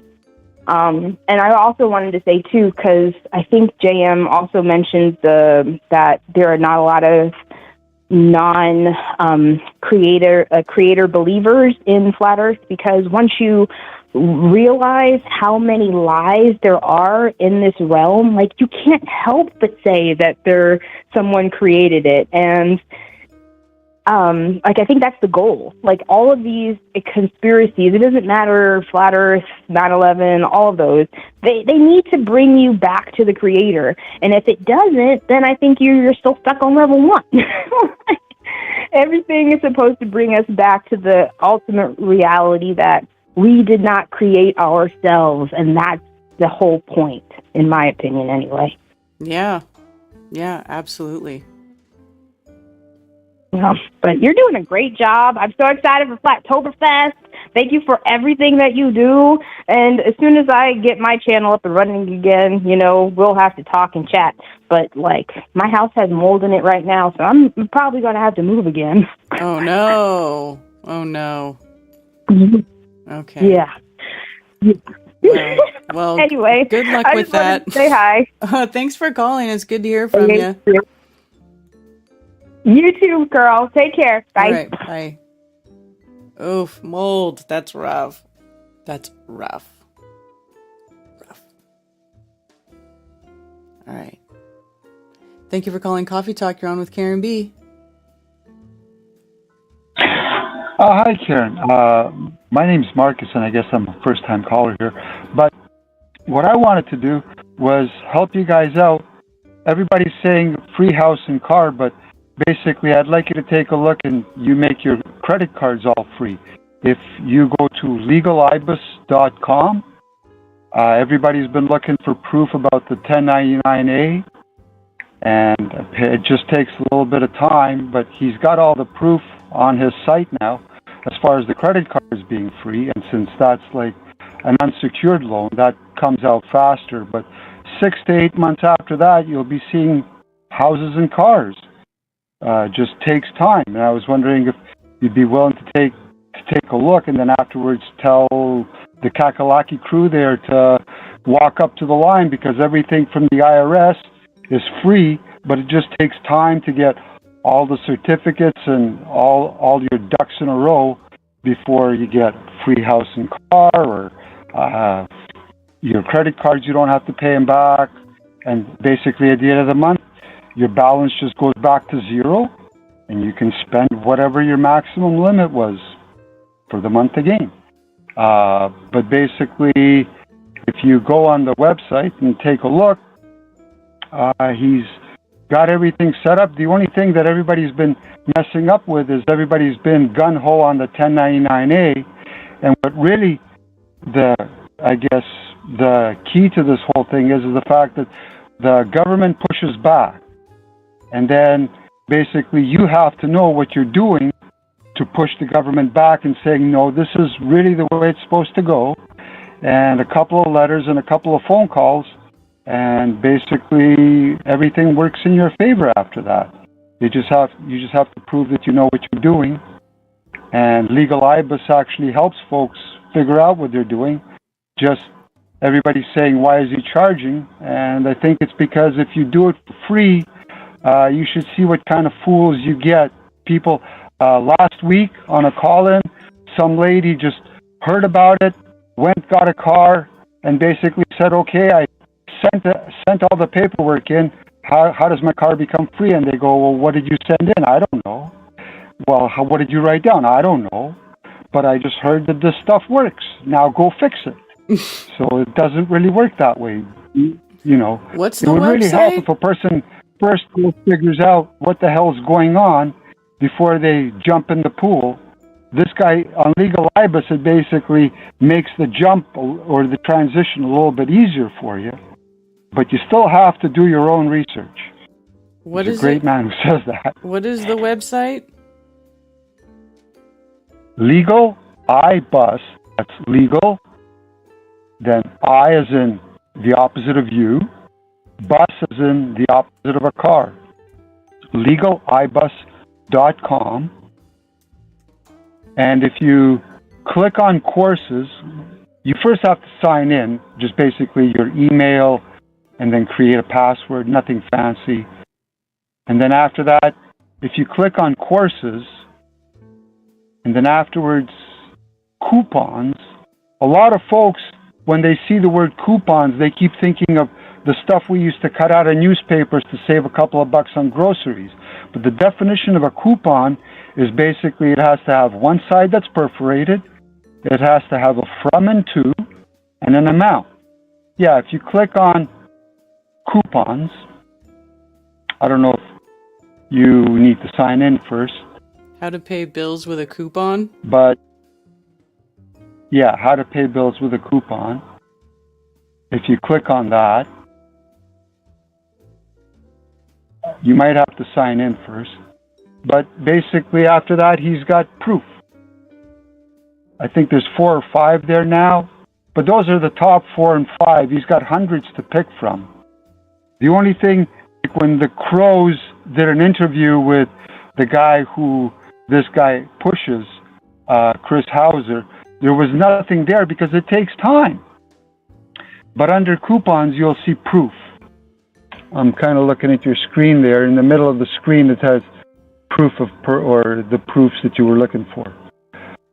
And basically, all it boils down to is you write to the credit card company saying, you're not supposed to be charging me any money. You're already getting the money from my trust fund. And then basically with a letter saying, if you don't do what you're supposed to be doing, I will lien you. There's no lawsuits. It's just a lien. Basically, if you put a lien towards a company, the company is not allowed to accept money and charge money. So you basically lock their hands up until it goes through court, which will take years.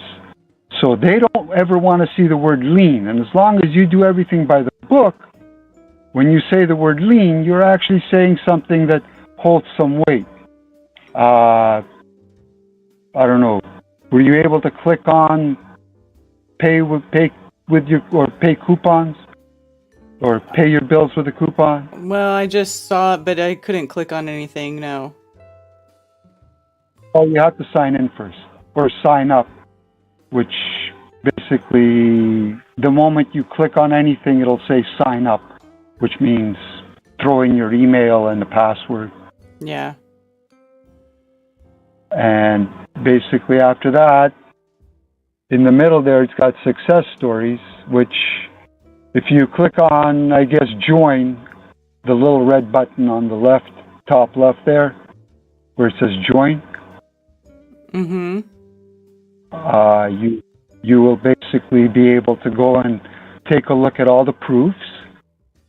And then hopefully you'll do some research, because in the 4 to 6 months before your credit cards become free, do some research, because you're the one who still has to make the phone calls. You're the one who still has to send in the letter. They'll just basically make it as easy as possible for you to do it. What I'm saying is, if jab or job, you can say, well, screw your jab. Here's a free credit. All your credit cards become free. And then 4 to 6 months after that, you get a free house and a car, and basically take the money out of Fauci's pocket, put it in yours, and hopefully do something better than what the government is doing with your money right now. Okay. That's all I'm saying. All right. Hopefully you guys will consider researching it. Yeah. That would really be appreciated. All right. Well, cool. Well, thanks for calling. No problem. And hopefully your Flattoberfest will work out. I'm in Canada, so I'm not going. Yeah. But hopefully, if we gather enough people up, who will basically stand up against the jab and have actually financial backing to do that with, I would love to come down to the one you're doing in La La Land as far as the next Oktoberfest. Right. Yeah. All right. Well, cool.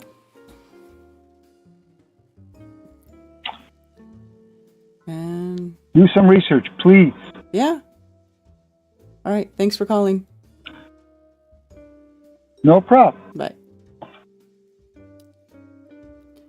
Yeah. I'm a little sketchy. I'm not going to lie. You guys can go look at that website if you want. You got to be careful with stuff like that and make sure that those people who are advising you really know what they're doing. I've seen a lot of people get hurt from stuff like that. There are things you can do. I actually have another website that I have used in the past. Let me see if this will show up. Liberty Aid. And this guy's a flat earther, the guy that runs this site. And it talks about trusts and how to set up a trust so that nobody can take your stuff. It's protected. You become legally tax exempt. That's libertyaidacademy.org. And then there's that other one that other guy showed. I don't know about that, but there's different sites that you can go look at for stuff like that. You really got to do your own research. I really don't even like talking about stuff like that too much with people because or on live streams, because that's like, you really, really, really need to know what you're doing. You need to have all your stuff, your ducks in a row. You need to be very thorough. So just be careful with stuff like that. All right, last caller. Thanks for calling Coffee Talk. You're on with Karen B. Hello, Karen. Hi. This is Bishop. I'm from California.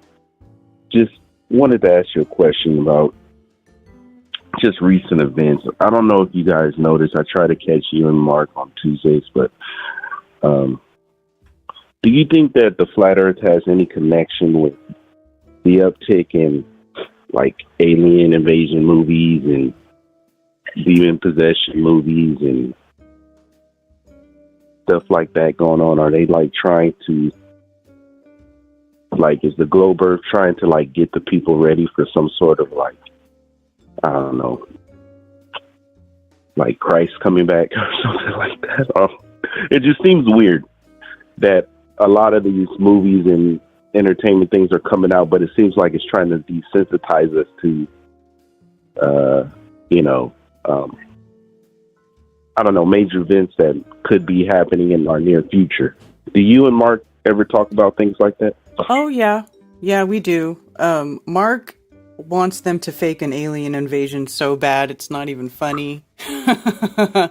Right. And they do. They have been putting that sort of programming into the ether for a really, really long time. I mean, there's tons of alien movies, and aliens, space movies, and all of it, is there to reinforce the globe, the heliocentric model that there is this thing such as deep space and we are but a speck of dust on a slightly bigger speck of dust in infinite nothing, and to make us all think that we're insignificant, that's definitely been there. Although I've been thinking about this for a while now, because they do put so much programming into that. I feel like that might be like the carrot, like the distraction. Like and we talk about it. Everybody talks about it. Everybody expects it, right? And to me, that tells me right there that it's not going to happen. At least that's sort of like the thought process I've been having recently, because I feel like they always try to do something that isn't expected. And we're all on here online talking, yammering, giving them all types of information, all types of insight into what we think is going to happen, what we expect to happen, blah, blah, blah.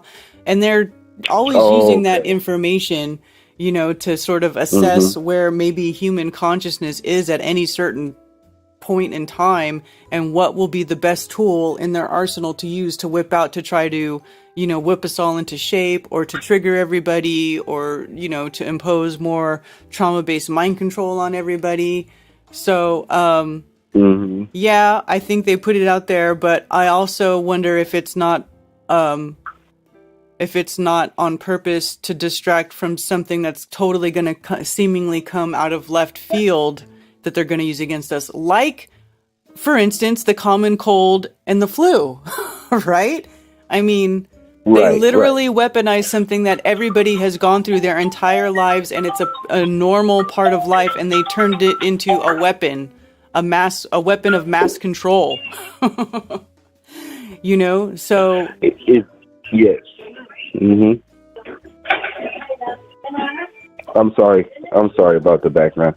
It's just, my thing is I've been, I have a few kids, and, we've been watching, they've been asking me, they're like, I don't know if you guys are spiritual at all, but, it just seems like it's all like a warfare of something that we can't, like, physically fight against, something like a warfare of the mind. It is, because it's like, and it's trying to absorb our kids.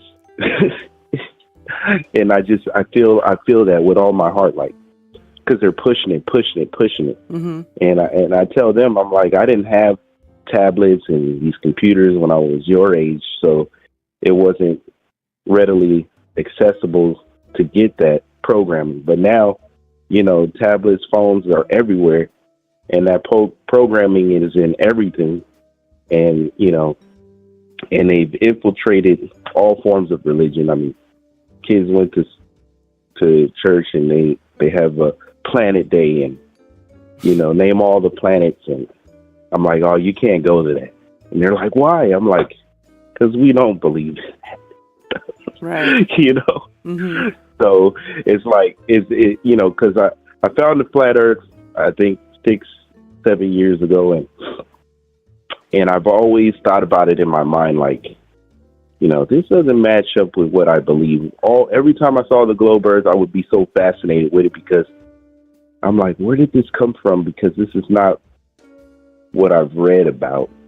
Where did this whole idea come from and how did it stick? And then, finding you guys and finding people out there has just been a real inspiration. And I teach my kids and they believe it. And I'm like, yes, good. They're like, oh, it makes sense. I mean, we how could we be out there? How does all the evidence is, all the videos we go through, we watch them, all the people that's put in work, just appreciated of that. And so I just wanted to call in and get your opinion about the programming that's been going on. And thank you very much. You keep doing the work. You guys inspire me to keep going. So just continue to go and I'll continue to listen. And you have a good day, Ken. Right on. Thank you. And thanks for calling. All right. Well, and with that, I'm going to close the phone lines because it is after 1 o'clock. I do appreciate you all for staying with me for this long and calling in and being in chat and sharing your thoughts and ideas and feelings, and for all your support. You guys really are the best. This is the best group of people. It's hard. It's really, you're choosing really a difficult path when you choose to become someone who publicly talks about the lies, the deception, the flat earth, all that stuff. You really choose a hard path because you're going against the grain. You are going against the wave of momentum that has been set up for hundreds of years against the truth and what reality really is. So I appreciate all of you for being here, and I appreciate all of you for standing up for truth and for supporting truth and for supporting all of our people. And y'all are just the best. So thanks for being here, and cheers, y'all. And for those who wish to send me stuff through snail mail, you can send it to P.O. Box 10, Earl, North Carolina, 28038. There are also links below for Flat Earth merch, and you can send me donations. And I do appreciate all the support. Sincerely, thank you very much. Also, please go to flatearthfestivals.com for all information about upcoming Flattoberfests and Flat Earth-friendly local meetups. If you are organizing a local Flat Earth meetup, email me at flatearthfestivals@protonmail.com with your meetup information to have it listed on the website for free. For everything else, you can email me at karenbfe@protonmail.com. Thank you for being here.